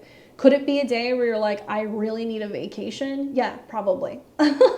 And you may be feeling like you need to just like haul off and go and block out that time to make sure that you're going to have time later this year to take a break. I would almost recommend doing that. But it can be a time where you need some guidance and direction, also with something involving a marketing campaign or something involving like pet care or something involving, you know, talking to a mentor, somebody who's going to guide you and help you find the balance that you need in your health or your daily routine. The sun also is somehow in harmony with your ascendant and also your 5th house. So it's about being creative and making these changes. And in order to make these changes, needing to adjust your lifestyle to be able to make them work. Okay, so everything's revolving around the changes in your philosophies right now. On the 9th, you're going to see Venus in your 9th house come into a square with Uranus. Okay, so Venus in the 9th is really bringing up themes revolving around maybe friends that you have. It can be about your in-laws because that's the 9th house. It can be about teachers and mentors, people who you're connecting with, who guide you, and some kind of like frazzled with your daily routine. Uranus rules your 3rd house, so it can be about communication that you're having with people at work, and some kind of issue revolving around scheduling and teaching or traveling or scheduling and pets. Look back at what was going on around the end of June, going into July, when we saw the first Venus-Uranus square. Sometimes we have issues with relationships with this square. I wonder if there's going to be scheduling issues you're having with traveling with a friend because of like your need to get things done at work, right? And likely having to kind of juggle something in regards to changing something with your work routine or taking care of animals, because that's the 6th house. Okay, so that's the second time that's happened. And then on the same day, you're going to have Mercury in Virgo trine Jupiter. So Mercury is in your 10th house of career. It's trining Jupiter for the first time. You've got Mercury ruling relationships. You are Jupiter. So it looks like you're able to communicate with a coworker, communicating with staff, being like more direct and assertive with like, this is what I need. Can you help me? But also it's a great time to like let people know what you're getting ready to change. Maybe you're realizing like at work, there's so much more work to do. You need an assistant. So you're talking to people at work about bringing in more support.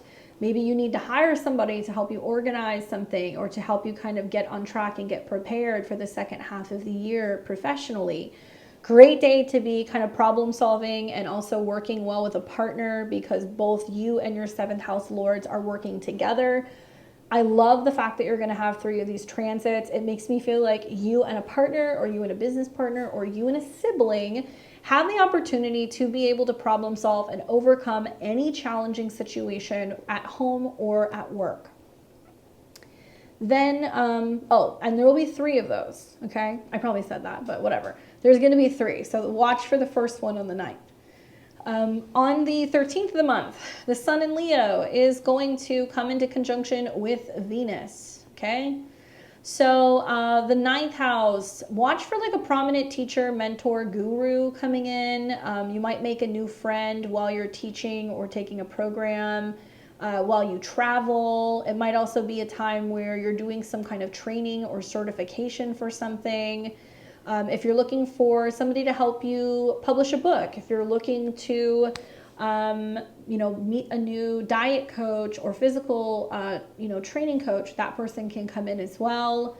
And I do feel like this can be a time where some of you guys are really focusing more on the bigger picture in life, right? You're just more kind of like, okay, where can I bring more sweetness in? And for many of you guys, traveling or having fun or, creative endeavors is kind of like what's driving all of this productivity right now. So there might be like this intention that you set that you're like, okay, later in the year, I'm going on this trip and I'm going to make sure I do it. So I'm going to buy the tickets before I plan anything else. And I'm using that as the incentive to get to where I want to go, right? So you're becoming more productive because of that thing. But also, I think of the 9th house as like ceremonies. So graduations, weddings, significant parties or like coming of age events can be happening as well. That's really prominent, and it's like really a big deal maybe for a coworker or for a friend that's in your life. Maybe you get an invitation to a party or to a wedding that's going to be somewhere else, or you find out that a friend is like, gotten accepted into like a college program.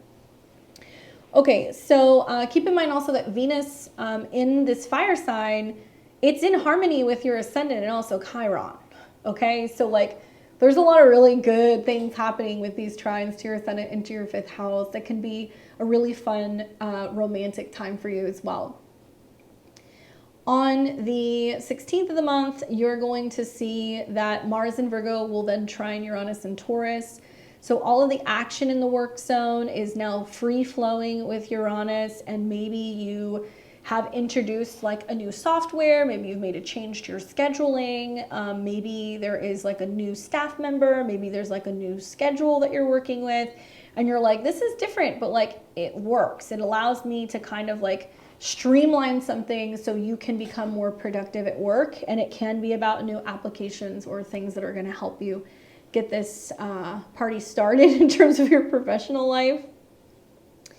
On the 22nd, this is where Mercury will go retrograde in your career zone. So missing emails, missed appointments, miscommunications with bosses are all possible. Not always communicating well with clients can happen. Miscommunications with romantic partners, especially when it comes to your professional life. And if you're like in a family business with a sibling or with a significant other, there can also be some challenges that you're kind of working through here and trying to kind of get some things in order. Even in spite of that, like I said, this Mercury retrograde will trine Jupiter several times. So you're going to be rewarded by trying to find solutions and making the scheduling changes necessary to be able to become more successful out in the world. I think some of you guys are going to change your prices. I think some of you guys are also possibly going to be looking at your expenses, or you're going to be looking at your salaries and like requesting higher pay, or realizing that you're doing a lot of work and that you need more support. Launching businesses, signing contracts, agreeing to things, going back to old jobs. Be mindful of all this stuff, that because of the oppositions that are going to happen to Neptune and the squares to Uranus, it can take time to fully make these changes. And you're going to probably be working on this until the better part of October before they really kind of settle in. And I think for some of you guys, it's working in a new office or working with a new space or people. It's the other way to look at it. On the 22nd, you're also going to be seeing that Mars will oppose Neptune. So Mars is in your 10th house of work. It's opposing Neptune, which is about home and family. maybe you're realizing because you're putting so much action into what you're doing professionally that like you're starting to feel as if things are kind of falling by the wayside at home. You know, relatives might be needing help more. You might not be kind of getting down to your to-do list. You might notice the house is a mess. And that there's something lacking at home or emotionally because it's just full steam ahead with what's been going on with your work. And you might kind of realize like, okay, you know, there is a need for me to really prioritize and not just focus on work, but also focus on my home or my family needs, and find that counterbalance a little bit and not getting lost, right? Because there can be a sense of being like, I just don't want to deal with the mess that's going on at home right now. I'd rather stay at work, or I don't want to think about what's going on, you know, in regards to a home or a family situation. I'd rather stay at work. And there can be a sense of avoiding it, like not wanting to, you know, take responsibility for some of these things, and where you're holding yourself back from happiness or spending time with your kids, or maybe you're just kind of like hiding out because you don't want to deal with the reality of some of these, what might feel like burdens on the home front. On the 24th of the month, we're going to see Mars then trine Pluto. So Mars through your work zone starts coming into a trine with Pluto, and you find that all of the push is worth the sacrifice for right now. You're starting to see that it's really allowing you to have more financial power. There's a lot more growth going on with your resources. You're feeling like you've been able to accomplish something. And in some of your creative endeavors, especially if you're self-employed, feels very fulfilling, and that you're starting to see the pieces kind of come together and making you feel more secure in your finances. And then on the 27th of the month, we're going to see the Sun in Virgo oppose Saturn. So your 9th house Lord goes into the 10th house. It makes an opposition to Saturn. You're having to really show up at work, and it's keeping you from being at home. Also, it's keeping you maybe from investing more time or energy into, buying homes or renovating homes or moving home or connecting with parents. And to me, this feels kind of stressful with the Sun opposed Saturn, because you're like, okay, I have to really, show up at work and put on my happy face, even though it might feel as if some of the things that are going on within your home front or your family or you emotionally, it comes at a huge sacrifice, right? There's just like a major sacrifice that comes with all of the success and the change that's happening for you professionally. So don't ignore that, right? Don't ignore that. And you might have to do a little bit of both, because oppositions require you to go back and forth. Then you're going to have the same day, Mars is going to enter into Libra. So Mars will move into your zone, which is about socializing and friends and get-togethers and parties, and it's going to drum up more action in that area. I think you're going to want to have fun. I think that also you might be going and socializing with a romantic partner, playing games, going to parties. And, Mars is debilitated in this particular sign, so it doesn't function as well. And so there can be a lot of like doing things because your partner wants to go, or going and, going to things that you've been invited to because your partner wants you to be there. You'll see over the next couple of weeks and months that planets will go through the 11th house, and they're going to get close to the South Node. So you might realize like there are certain friends that it's time to kind of cut loose, right? Or there are certain people that you've hung out with that you're like, I don't resonate with these people anymore. You may also realize that you're more focused on what you want to be working on and what you're creating, or your romantic partner or your children, especially with Mars ruling the North Node. So instead of going out and doing things with other people, you're like, I want to paint, I want to draw, I want to be working on my business, I want to be crafting, I want to be spending time with my kids, or I want to be planning a romantic kind of date with someone. So it's bringing the energy back into the 5th house, which is what you enjoy doing and what makes you personally feel loved, what you love, right? Nice trines that you're going to get all month long between, Venus and also the North Node and Chiron and your own natal Sag placements. So really you're going to see the energy kind of pick up where there is an opportunity to have more fun and have more opportunities to learn and travel, get up and go places. But really responsibility is beckoning all month long. So get the work stuff done that you need to get done. Get those systems in order so you can really focus on having more playtime, and do get out and do things. You have a number of planets moving through the top part of your skies, okay?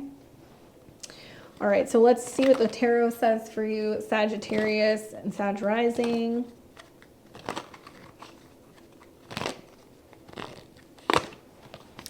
Interesting card. You get the Justice card, which is about Libra. It's about Venus. You know, I think that this is like weighing your options. And so you might find that you're reevaluating who you want to partner with, who you want to work with this month. There can be some significant decisions about finding the balance in life. This is a card that deals with like cause and effect and karma. So some of the things that are playing out are as a result of some of the decisions that you have made. If you're meant to have a change in your workspace, it's going to happen. If you're meant to have like a cutting off of a friendship, it's going to happen. And most likely, you're going to find that the changes that you're making, although they may feel difficult, you're doing it so you can feel like you have a much more balanced life. And it's giving you the opportunity to feel like you can focus more on things that are bringing you feelings of support, which is kind of ironic considering the North Node in Aries is about doing things on your own. And it's going through your 5th house, which is being responsible for your own fun, being responsible for your own love, being responsible for your own creativity. So you may have to rework the balance with other people in order to, to feel better in that department, right? Hopefully that's helpful for you, Sag. I will see you next month. Let me know. All right, so this is going to be for Capricorn and Capricorn rising. Welcome to your August 2023 horoscopes. I hope you're doing well, my Cappies. Let's talk a little bit about what's going on for the month ahead. Saturn is retrograde. That is your chart ruler. It's in your 3rd house, where you're reevaluating and rethinking communication, maybe traveling, education, and how you express yourself to other people. When your chart ruler is retrograde, there is just more of a time for internal reflection.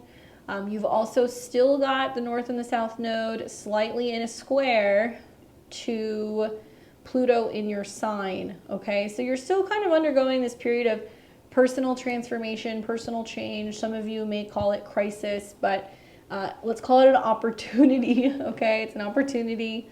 You will see a couple planets that are going to come into an opposition with Saturn this month, which is basically going to be giving you the potential to change your mind, to change something about your beliefs.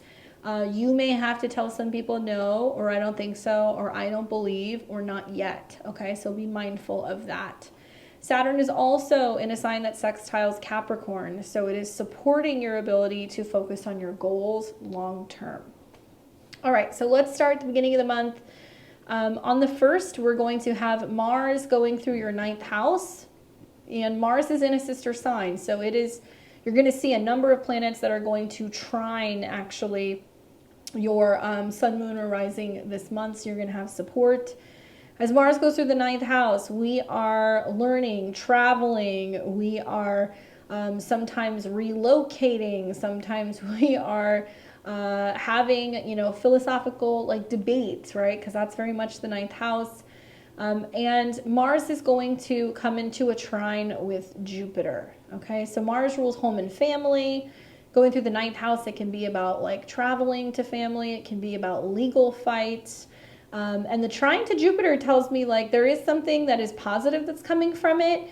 Maybe you're traveling with a child. Maybe you're going on a trip with a romantic partner. Maybe there is like a creative pursuit that's going on that you're kind of working on. But regardless of what it is, to me it seems positive, and you might be considering taking classes or learning more about developing a hobby. Some of you guys might be wanting to be learning more about trading and investing as well, because the 5th house is speculative. Or maybe trying to plan a vacation. That could definitely happen here. But because Mars deals with family or travel, there's something going on with people at a distance where you're kind of going back and forth with them. And anytime we see trines to Jupiter, it makes things bigger. So where Mars is about action and sometimes conflict, Jupiter can inflame that. And it can also be in regards to like ego-related issues in the 5th house. Now, the very same day, you're going to see Mercury in Virgo oppose Saturn in Pisces. So Mercury is about communication, emails, letters, phone calls, and it's opposing Saturn.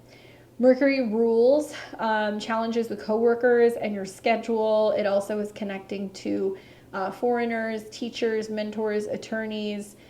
So the opposition to Saturn is basically somebody trying to reason with you, somebody trying to talk to you, somebody trying to get the point across, and you're like, nope, I don't want to respond to this, or I need a break from this. Saturn is retrograde, so I feel like maybe you're waiting for a travel situation to play out. You're waiting for it to remedy itself. You're waiting for you to kind of get some feedback or get more information about an educational pursuit, perhaps. On the 6th of the month, we're going to see the Sun in Leo square Jupiter in Taurus. So the Sun's moving through your 8th house of joint resources, transformation, anything involving things that are taboo, rebirth kind of themes as well, other people's money. The Sun will square Jupiter. So not a bad day to potentially play the lottery. You might find that a little bit of risk provides some kind of reward. Creative risks pay off. Romantic risks might pay off. And the 8th house, like I said, is other people's resources. So you might find with the square to Jupiter that believing in luck, believing in fate can be very helpful in helping you with your creative projects, helping you also when it comes to situations involving finances. And you might have a lucky break where you have a bit of a payout, to be honest with you. Romance can be sky high also with planets in the 8th house square the 5th, and it can be like a really steamy time when it comes to merging with another person. On the 9th of the month, we're going to see Venus in Leo square Uranus in Taurus. So Venus is moving through your 8th house where it's retrograde, where there's something that's getting untangled or reworked or brought back to you in regards to maybe a spouse's income, maybe it's support of some kind, insurance matters, inheritance matters. It's getting all worked out. And Venus rules anything in regards to your reputation or maybe your professional image or your career. And the square to Uranus means like there's something that's changing or transforming, maybe about the way that you make money and the balance of resources between you and other people. Now that square has been playing out since last month. So you can kind of look back at the last time Venus and Uranus squared and get an idea of where there's maybe been some friction or maybe there's been some changes regarding how you're making money. And maybe you've been trying to start your own business. Maybe you've been trying to do something creative and see if that can generate more income. Now, while Venus goes through the 8th house, it's about a rebirth. So something is rebirthing about your image or your relationships out in the world. And so it seems like there's a delay. Maybe there's a delay in getting paid out from an inheritance, or maybe you're waiting to find out about spousal support or child support, especially with the squares to the 5th house, or just to see if some of the investments that you have made is going to pay off. Now, the very same day, Mercury in Virgo will trine Jupiter in Taurus. So Mercury's in your 9th house where maybe you're talking to a teacher, a lawyer, a publisher, and the trine to Jupiter is like giving you good news about moving forward with some of your investments or some of your creative endeavors. This can also be a time where there's decisions being made about traveling with a child or a child's education. I could see that happening as well. All of the Capricorn risings are going to deal well with this because you're going to have earth trines happening between your 1st, 5th, and 9th house. And while this is a physical energy, it can create opportunities for you to have more excitement, to learn something new, to travel somewhere new, to meet a new romantic partner all month long. So I'm not as worried about it for you.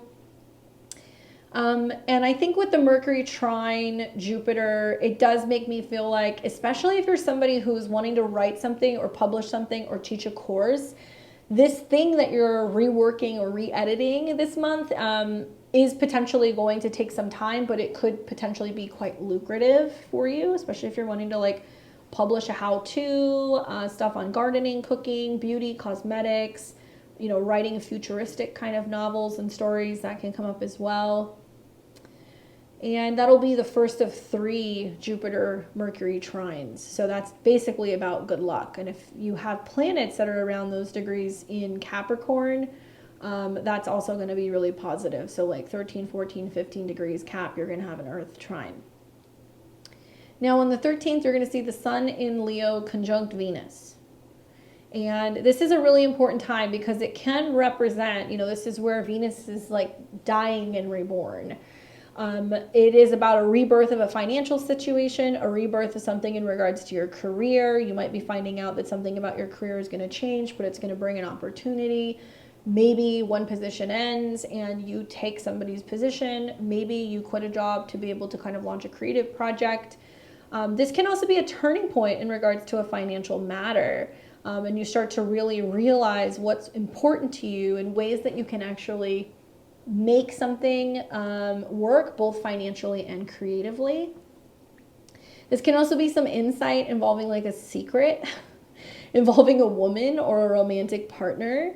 Capricorn rising with Jupiter in your 5th house and, your 5th house Lord coming in conjunction with the 8th. Some people are talking about having a kid, getting pregnant, discussing expanding your family. That can be something else that can come up, or some kind of secret involving a younger person or a romantic partner.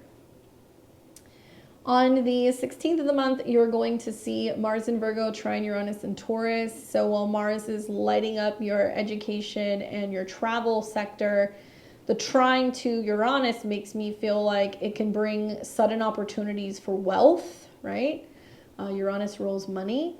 And it can also bring news from afar that there is going to be some sudden shift going on with your gains. And so, if you're investing your time or your energy into learning something new and further developing your business or learning a new marketing campaign, or maybe you're kind of traveling, you might kind of strike out when it comes to creativity or romance.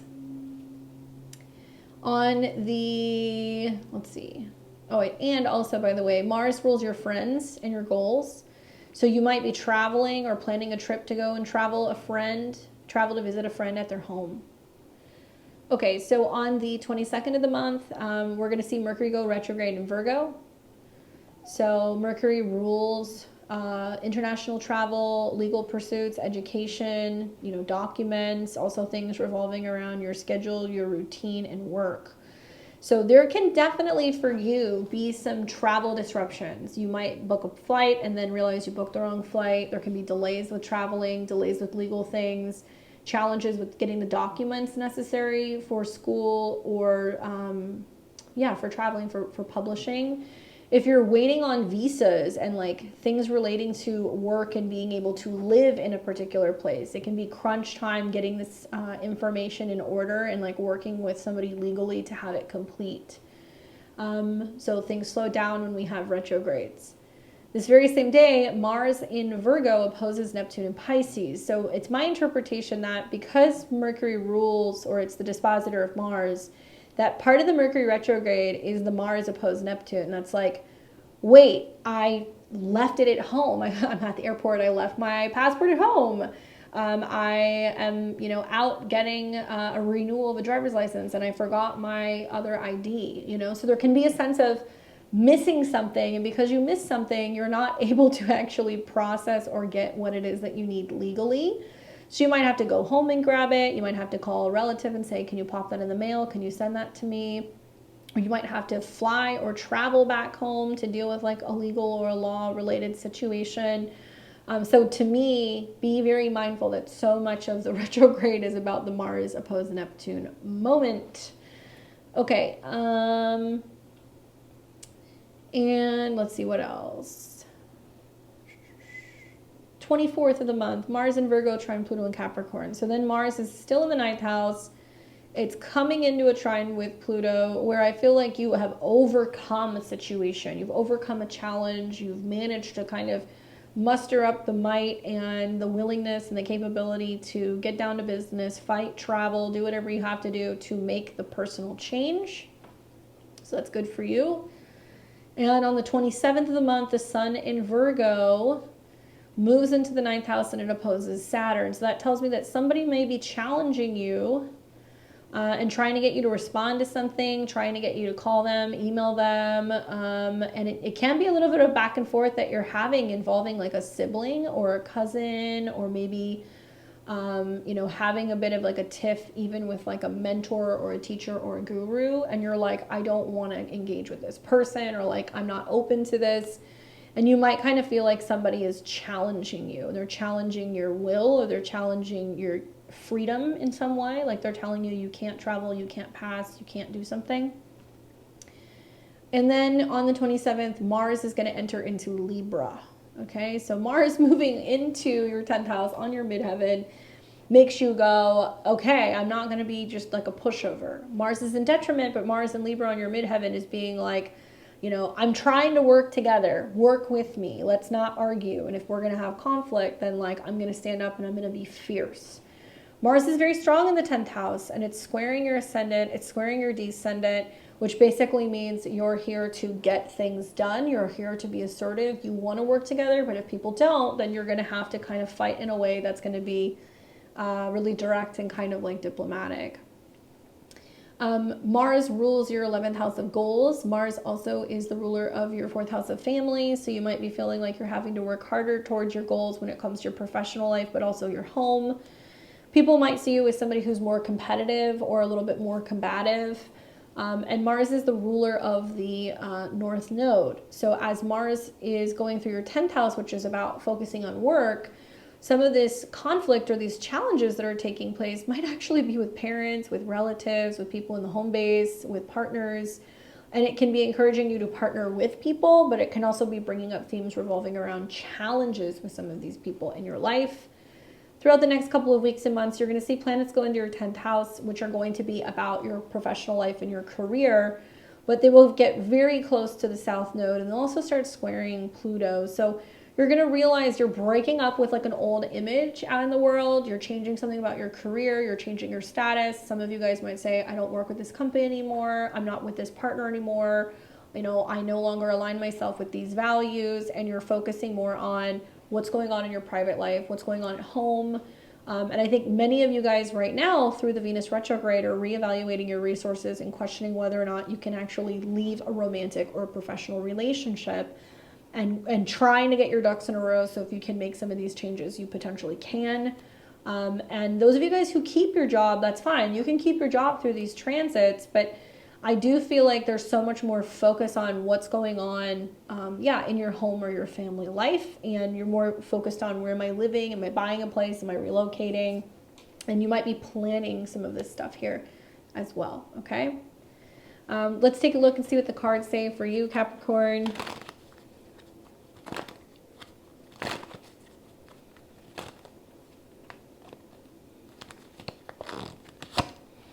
The card that I get for you is the Lover's card. Ooh. I think this is interesting because there can definitely be some like sexy taboo things going on with Venus retrograde in your 8th house.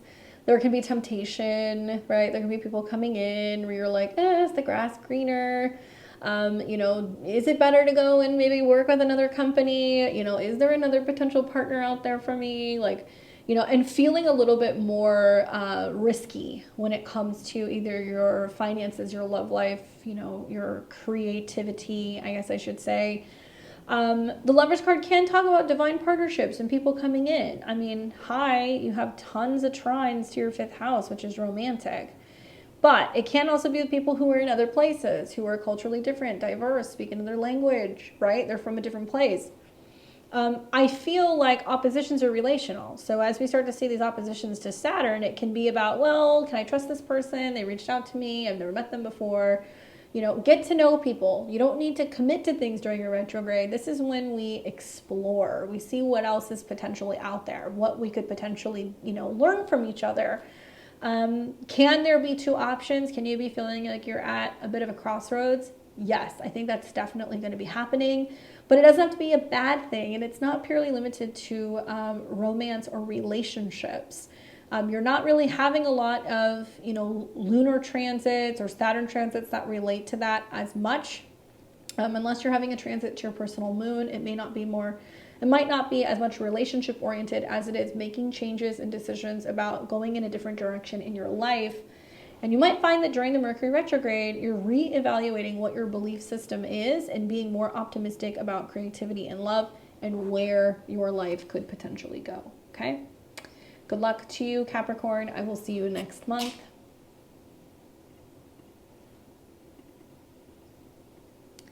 We've got Aquarius and Aquarius rising. What's going on? How are you doing? I hope you're doing well. Happy August. This is going to be your August 2023 horoscope for your rising sign. Let's talk a little bit about what's going on with Uranus this month, because there is a lot going on, especially if you've already listened to any of the other signs, you know. Uranus is one of your rulers, okay? So Uranus is still hanging out in your 4th house, rocking and rattling your emotions, your home front, your family, your living situation. This might have you feeling a little restless with where you're living. This energy's been here for a while. It's nothing new. However, you're going to see a ton of planets in your joint resource sector that's going to be trining Uranus. Several aspects to Uranus between, Mars, and then eventually you're going to see Mercury and like all that stuff. Which basically means that there's going to be some reorganization, change or transformation of your joint resources, of your intimacy, of a tax situation, of spouse, income that impacts and changes somehow your home or family base, okay? 2, Saturn also co-rules you, and you've got Saturn in your money house retrograde, and equally you'll see a couple planets in opposition to Saturn, which means people are going to be coming to you saying, like, can you help me? Can you give me money? Can you give me a loan? Can you pay this back? Right? 8th house is where the bills need to be paid. So you might be kind of feeling the financial crunch of being like, okay, things need to be paid, but I can't give as much. Or, people are asking me for support and I'm questioning whether or not I should give that support or if I should get a loan or beg, borrow, steal. These things might come up this month. So some tricky things relating to joint resources, home and family. So on the 1st of the month, Mars is moving through Virgo in your 8th house. Mars is strong in this part of the sky. It likes the 8th house. It wants to change and transform resources, and it wants to generate more income. Your partner might be getting a bit of like a increase in their resources, or there can be money that's coming through other people that's kind of helping you. And it's very close to Mercury. So likely you have like money that you're generating from investments or stocks. Maybe you have a creative business. Maybe you have, younger people or children that are demanding more of your resources. But when we start to see Mars trine Jupiter, Jupiter rules your 2nd house of your personal income and your friends, and it almost looks like there's a lot of support going on from other people helping you grow your financial home base, investing in the equity of your home maybe, or real estate. I do feel like this can also be about you realizing like how much your property has grown if you own something, and like the potential where you can be pulling resources out of that. And Mars deals obviously with, your responsibility out in the world and communication. So I think there's a lot of like having to talk to family about your spending habits and what you have, and like how you can potentially feel more stable and secure on the home front if you're making some changes or adjustments to, spending and saving. Very same day, you're going to have Mercury in your 8th house in opposition to Saturn in your 2nd house. So a younger person, a romantic partner, maybe a kid, maybe it's going to be somebody who's coming collecting. They're saying like, hey, we need the money. And you're like, can I give it? But maybe the Mars, trine Jupiter is the solution. But somebody might be asking you for something and you might be like, no, I'm not putting the money up, or I don't have it. On the 6th of the month, you're going to see the Sun in Leo square Jupiter in Taurus. So we've got the Sun going through your relationship zone where it's heating up things with romantic partners, clients, your marketplace, or a spouse. And the Sun is squaring Jupiter, which basically means a partner can be reacting pretty strongly to some kind of change or growth going on within the home. It can be that they're really enthusiastic about moving in, expanding the home, or they're responding and they're very sensitive to a home or family matter. Jupiter rules parties and celebrations and also resources. So a partner can be like really pushing on the need to grow the home base, to meet your family, to move in, those kinds of things can be happening. And we are also going to be seeing on the 9th, Venus in your 7th house of relationships, which is retrograde. So A lot of you guys are reworking relationships, reconnecting with the past, hearing from exes, deciding whether or not you're going to stay in a relationship or you're going to make a change. Venus is coming into a square with Uranus. So that is the second square. Look at what's happened over this last month. There's been some situations where partners are encouraging you to grow, get out of your comfort zone, to move in together, get married, to make a change in the living situation. Other people have been having experiences where romantic partners are not getting on well with relatives, and you're like, okay, like my boyfriend and my mom don't get along, or I'm living at home with, my partner and my family, and like we need to kind of make a change.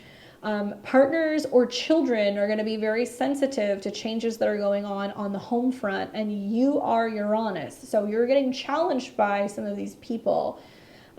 I feel like it's just about acknowledging where there's some restlessness and we need to kind of like switch things up a little bit and maybe like get out of the home or make a change in the relationship dynamic temporarily if there is pressure and if you're feeling like you need some space. But, partners are encouraging you to grow.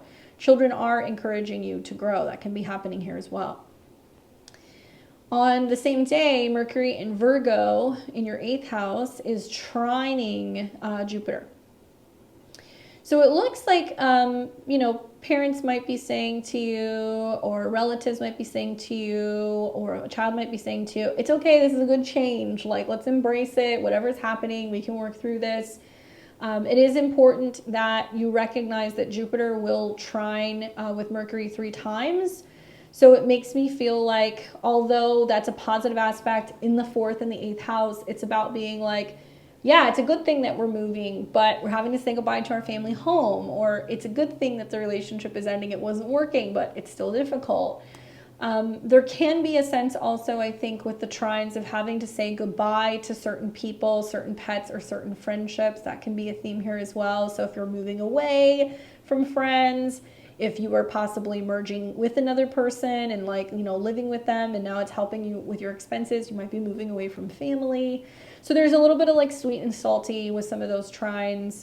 And so a lot of this is about embracing change and transformation emotionally and on the home front, and that inevitably kids grow up, they move away from home, right? Inevitably, we do see really significant changes in some of our friendships or with some of our, domestic kind of things. And change is never easy, but it's necessary, right? So you'll see that happen 3 times. On the 13th of the month, you're going to see the Sun in Leo conjunct Venus. So this is the Sun-Venus Cazimi. You've got your 4th house of home and family, your 7th house of relationships joining together. Listen to me, Aquarius. This can be about reconnecting with the past, literally meeting with somebody from the past, a soulmate coming in, reconnecting with a significant relationship, meeting somebody who you're destined to meet. It can be about moving in with someone. It can be a really prominent time where all of the attention is really on a relationship taking place and forming. So it might be someone that you might have in your home zone or in your family for some time. It's hard to say. I just know that you might want to look back on the last time we had this Venus retrograde in 2015 to get an idea of what significant changes happened with a relationship back then, because this can be happening again.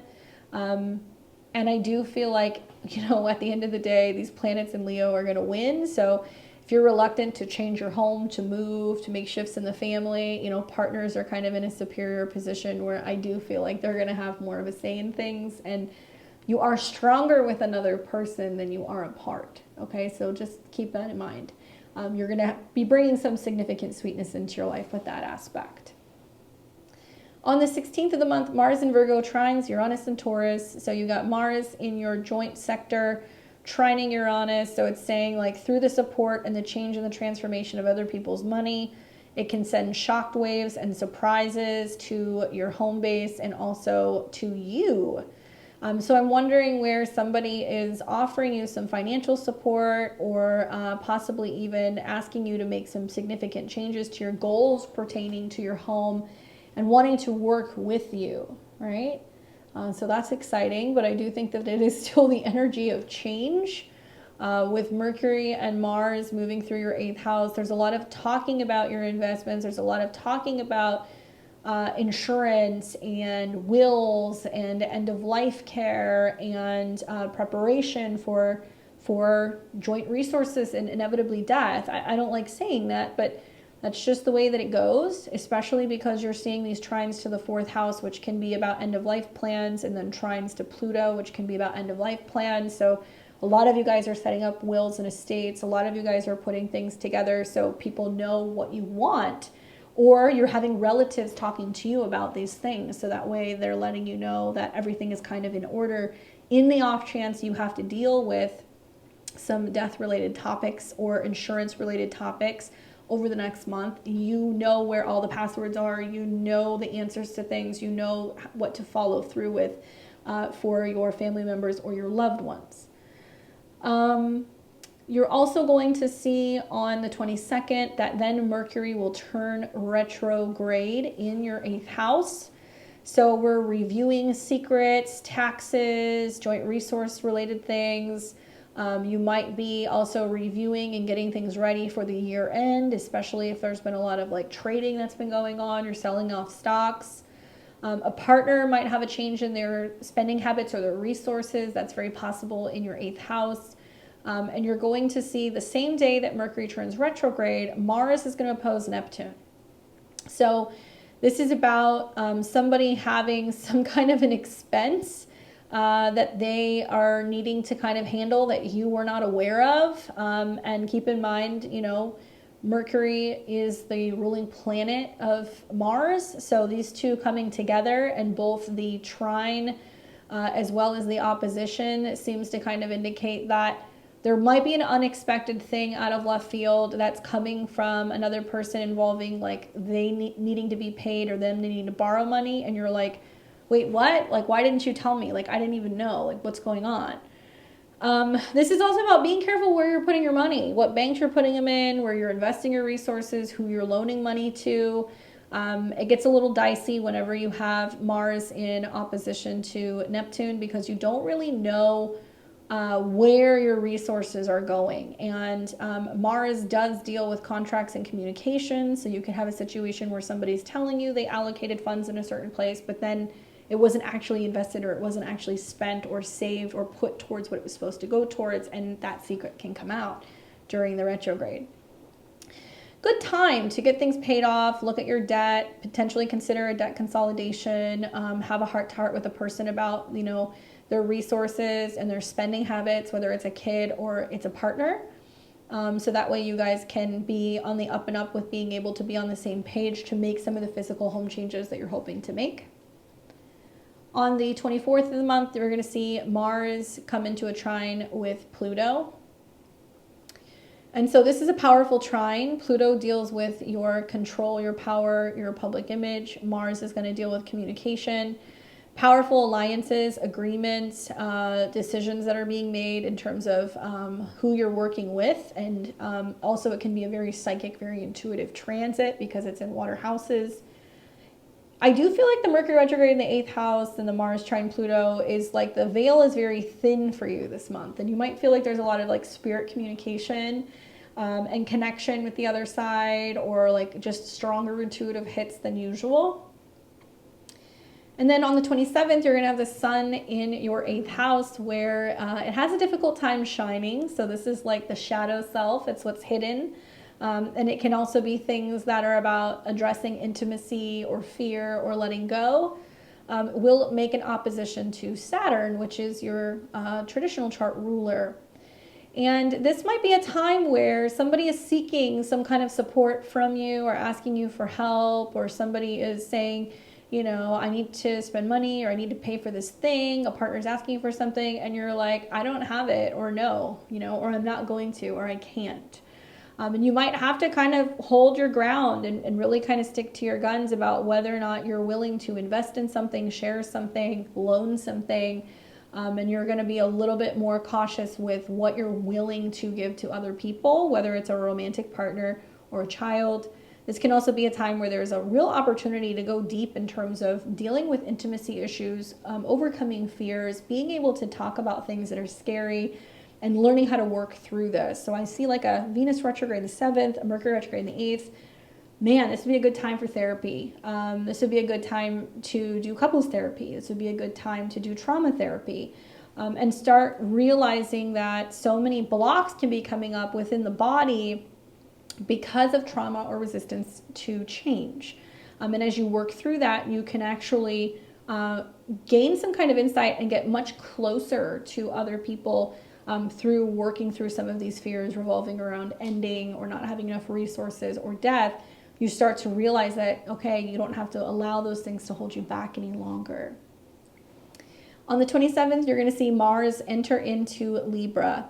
So Mars is going to go into your 9th house, which is going to be drumming up action revolving around publishing, learning, traveling. You might start something new. So you might initiate, a new program with a partner. You might decide that you want to plan a trip with someone. Mars is debilitated here, but it will be trining your sign. So if you're an Aquarius, sun, moon, or rising, Mars moving into a sister sign, trining your ascendant, is going to help you get in touch with the future, getting in touch with your goals. And it might be a good time to set a meeting with like a coach, or maybe set a meeting with like a mentor or a guide. And yeah, plan some travel, but keep in mind that Venus is retrograde in your 7th house. So also a lot of this is like maybe needing to reconnect more in relationships and figure out what the bigger purpose is and where you guys could be going together, and helping you communicate and talk about what the future holds, right? Obviously, a lot's going on this month. Let's take a look and let's see what the cards say for you.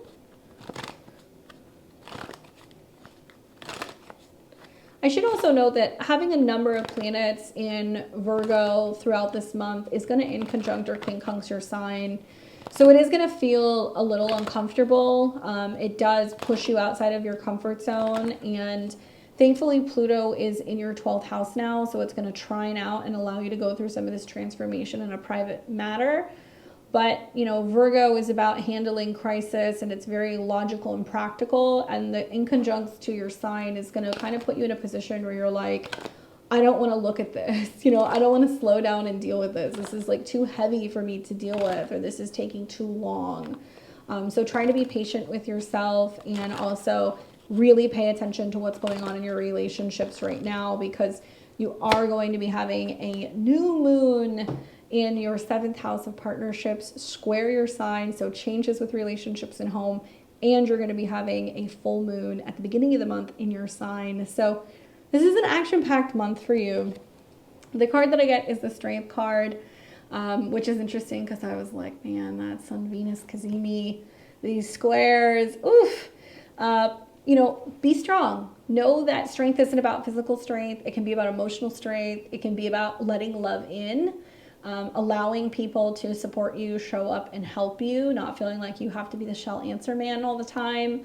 It's about remaining open and not feeling like you need to push or force things. And that strength can be emotional strength that you're exhibiting throughout this month.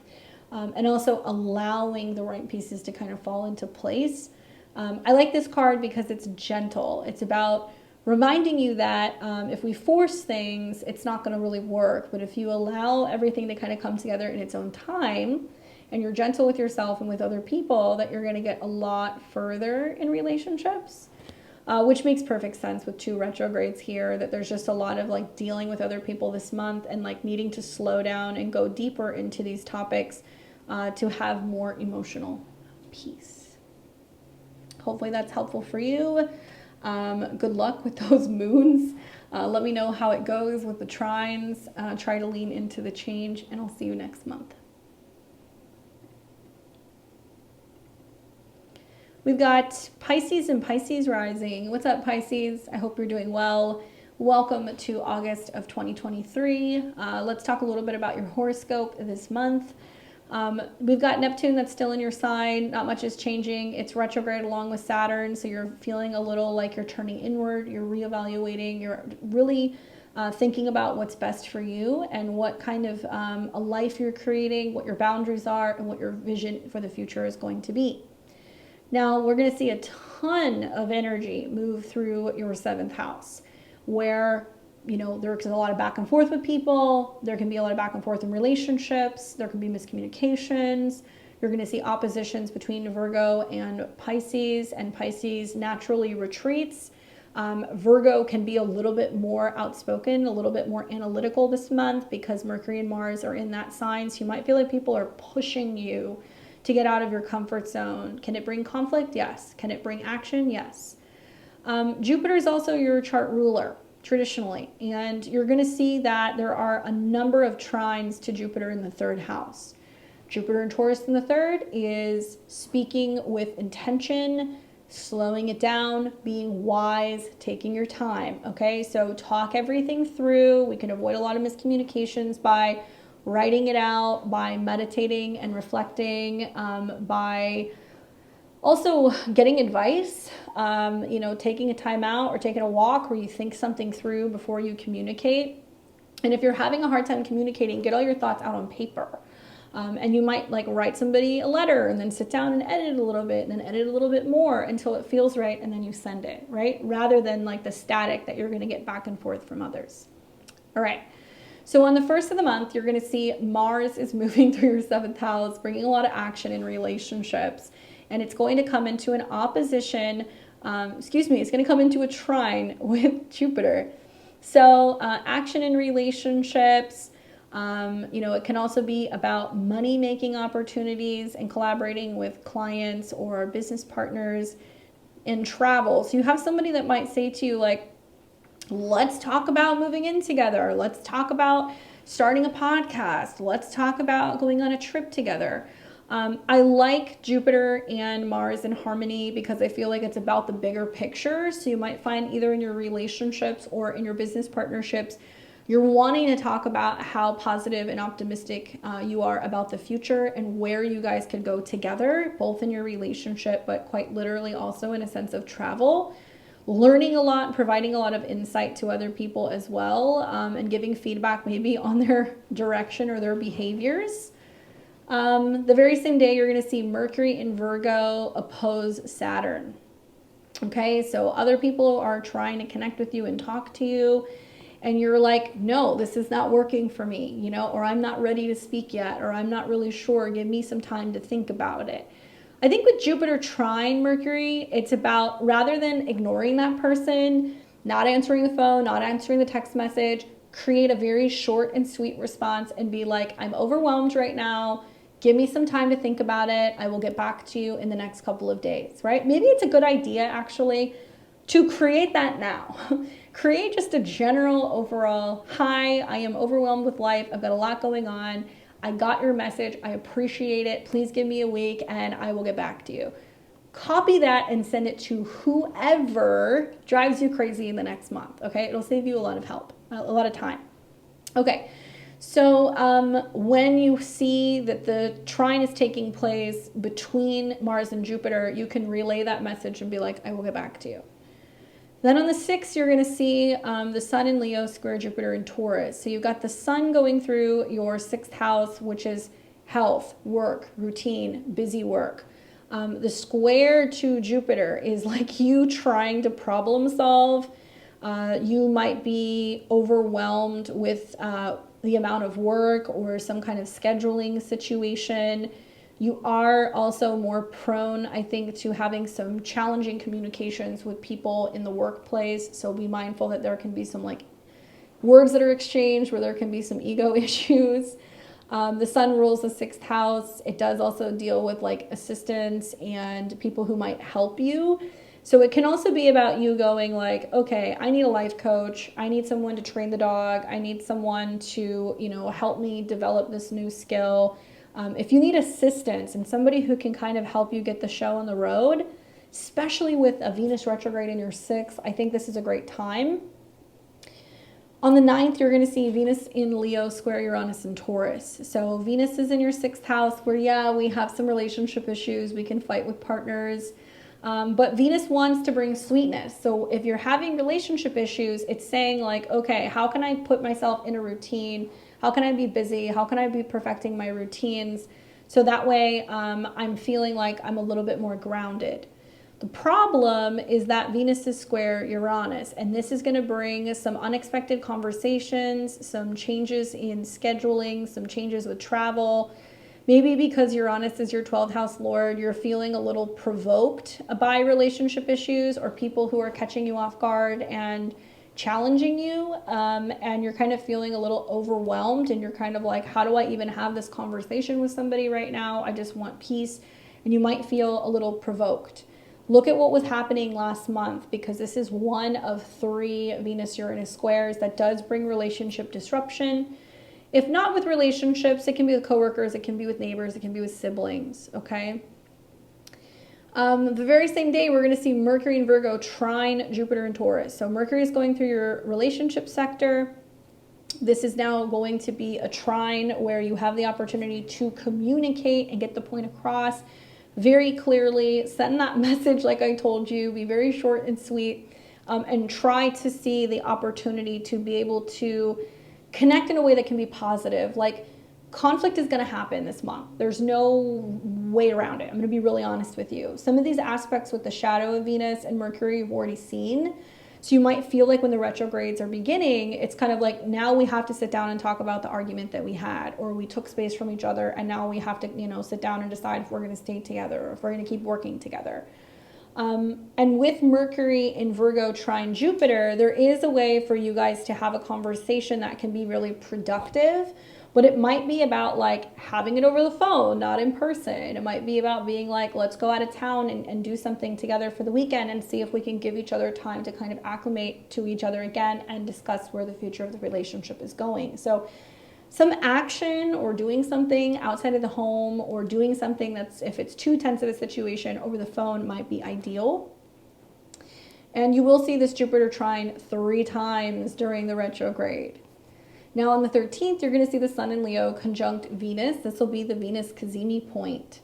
Venus rules your 3rd house of communication, but also doubles, and the 8th house, which deals with secrets. And so I feel like, obviously knock on wood, but if there is some drama going on in the office, some gossiping going on in the office, it might be revealed here. Equally, if there is a situation where there's some drama with a sibling or a neighbor, or if a partner comes out with some truth in regards to an issue with the relationship that they can't get over, this can be the time that that can be revealed. It can be a time where you meet a really prominent person to help you heal or fix a problem. It can also be a time where there can be a new job opportunity that can present itself. Some of you guys may also consider adopting a pet. So that is very possible. It might be a cat, actually. For some of you guys, a female cat, or some kind of health-related issue relating to your hair, your heart. Some of you guys might find that there's like a new hairdresser that you meet, or a new doctor that you meet that's going to be helping you with your health or your routines. On the 16th of the month, you're going to have Mars in Virgo trine Uranus. So Mars is still in your relationship zone, shaking things up. It's trining Uranus, and they're telling you basically some unexpected, sudden communication, and it can be about something that's coming out of left field, and you're like, I don't know how to respond to this. What do I say to them? And they're kind of trying to either communicate in a way that's different or unusual, or they're feeling a little bit frazzled. That's kind of the feeling that I'm getting.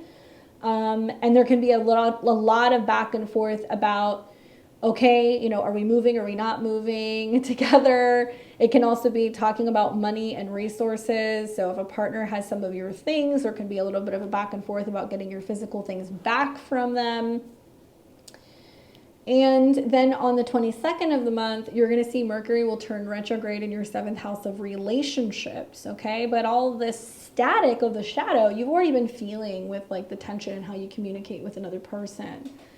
Mercury retrograde in the 7th, yes, you can hear from exes. Yes, there can be somebody who comes back and they then turn around when Mercury goes direct and then they leave. If you've been experiencing issues in a relationship, a retrograde can bring a reversal. If you've been thinking about leaving a relationship, you might make a definitive decision. I want to remind everybody that when Venus is out of Leo and it goes into Virgo in like October, it will eventually come into an opposition with Saturn. So I could see this being a period of time where somebody gives you the runaround. There's a lot of back and forth for about 2 months. They finally come around when Venus is in your 7th house and you're like, I'm done. Like, no, I cannot do this. we've been back and forth all summer. I've spent the last 2 months taking care of me, and like now you decide you want to come back. So be mindful that there's a lot of wishy-washy energy. Mercury will go retrograde, so it'll be harder to communicate with these people. It can also be issues you're having in regards to a relationship and a living situation, or maybe you're airing out some problems with a relative. It can be a sibling or a parent.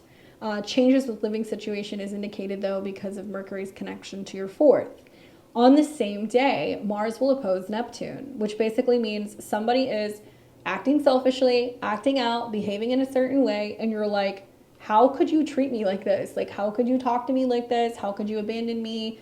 Like, what is your deal? Why aren't you responding to me? And I want you to pay close attention to what happens here, because this should be the day that you look at this person and you go, enough, no more. I'm sick of the back and forth. I'm done. I'm walking away.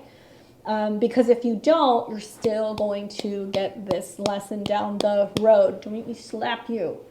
And I really mean this, Pisces, because so much about Saturn and Neptune in your first house is about learning to not be idealistic, having better boundaries, and not letting other people jerk you around.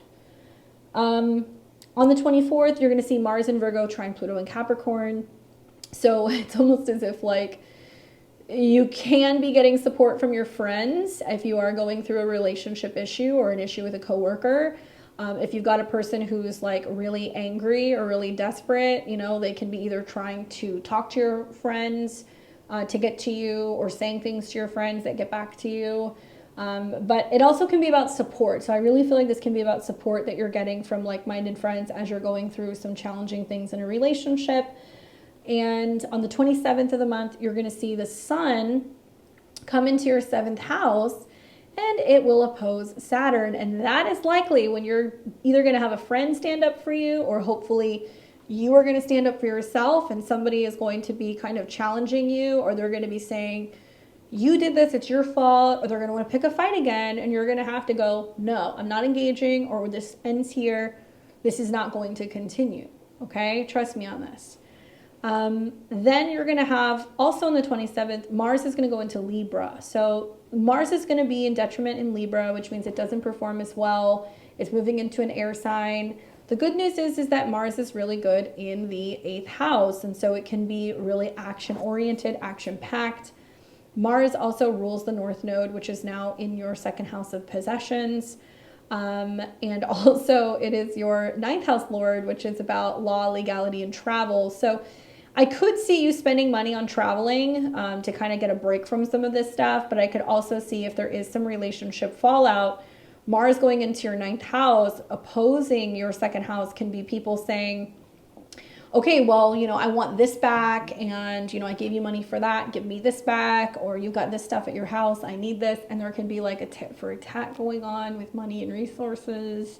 So watch out for that as well. Okay, I know some of this sounds heavy. I want you guys to be aware. I really do. And I honestly feel like down the road, I'm not exactly sure because I don't want to mess up the wheel, but inevitably down the road, it's going to be in October when Saturn and Venus oppose each other. That is when you are likely going to kind of realize like, no, like I cannot do this. So watch out for the red flags. If the writing is on the wall this month, pay extra close attention to it and really make sure that you're aware of where there's imbalances in relationships. Because if you need to pull back and say, no, that's not going to work for me, do it. So that way somebody is realizing that they can't act out selfishly and kind of jerk you around, right? A lot of you guys are really dealing with this with Venus in your 6th house right now. And if it's not a romantic partner or a spouse, it can be a friend or it can be a coworker. It doesn't have to be a romantic partner.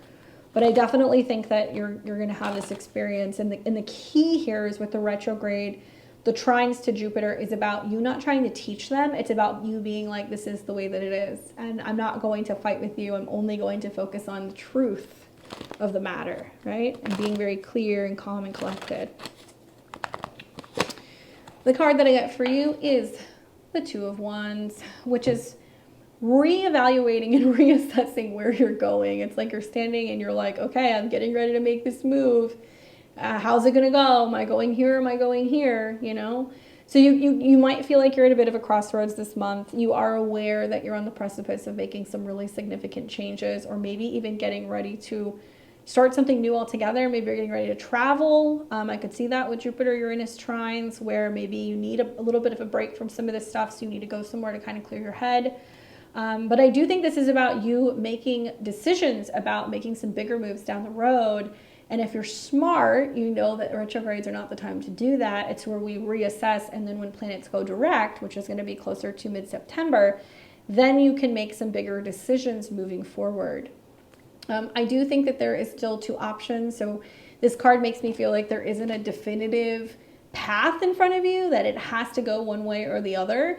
And I think that that's a positive thing, because some of the transits in your 6th and the 7th house can feel almost as if things aren't going so well and you're kind of left out to dry on your own. But really what it's telling me is that you have the ability to choose which direction this goes in. If you listen to this reading and you see the potential that this can play out for another 2 months, you can use the Two of Wands to basically go, okay, I know that's a potential, so what else can I set up, and figure out what's going to be best for me, right?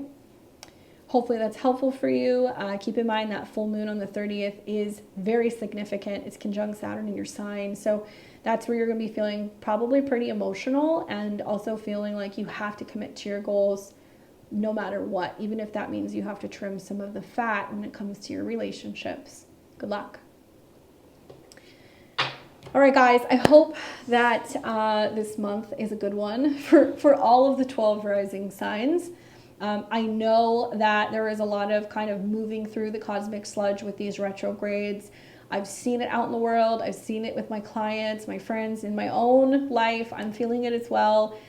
Please lean into better communication. Work with those aspects to Jupiter. See the opportunities of what we're learning to be able to communicate more effectively.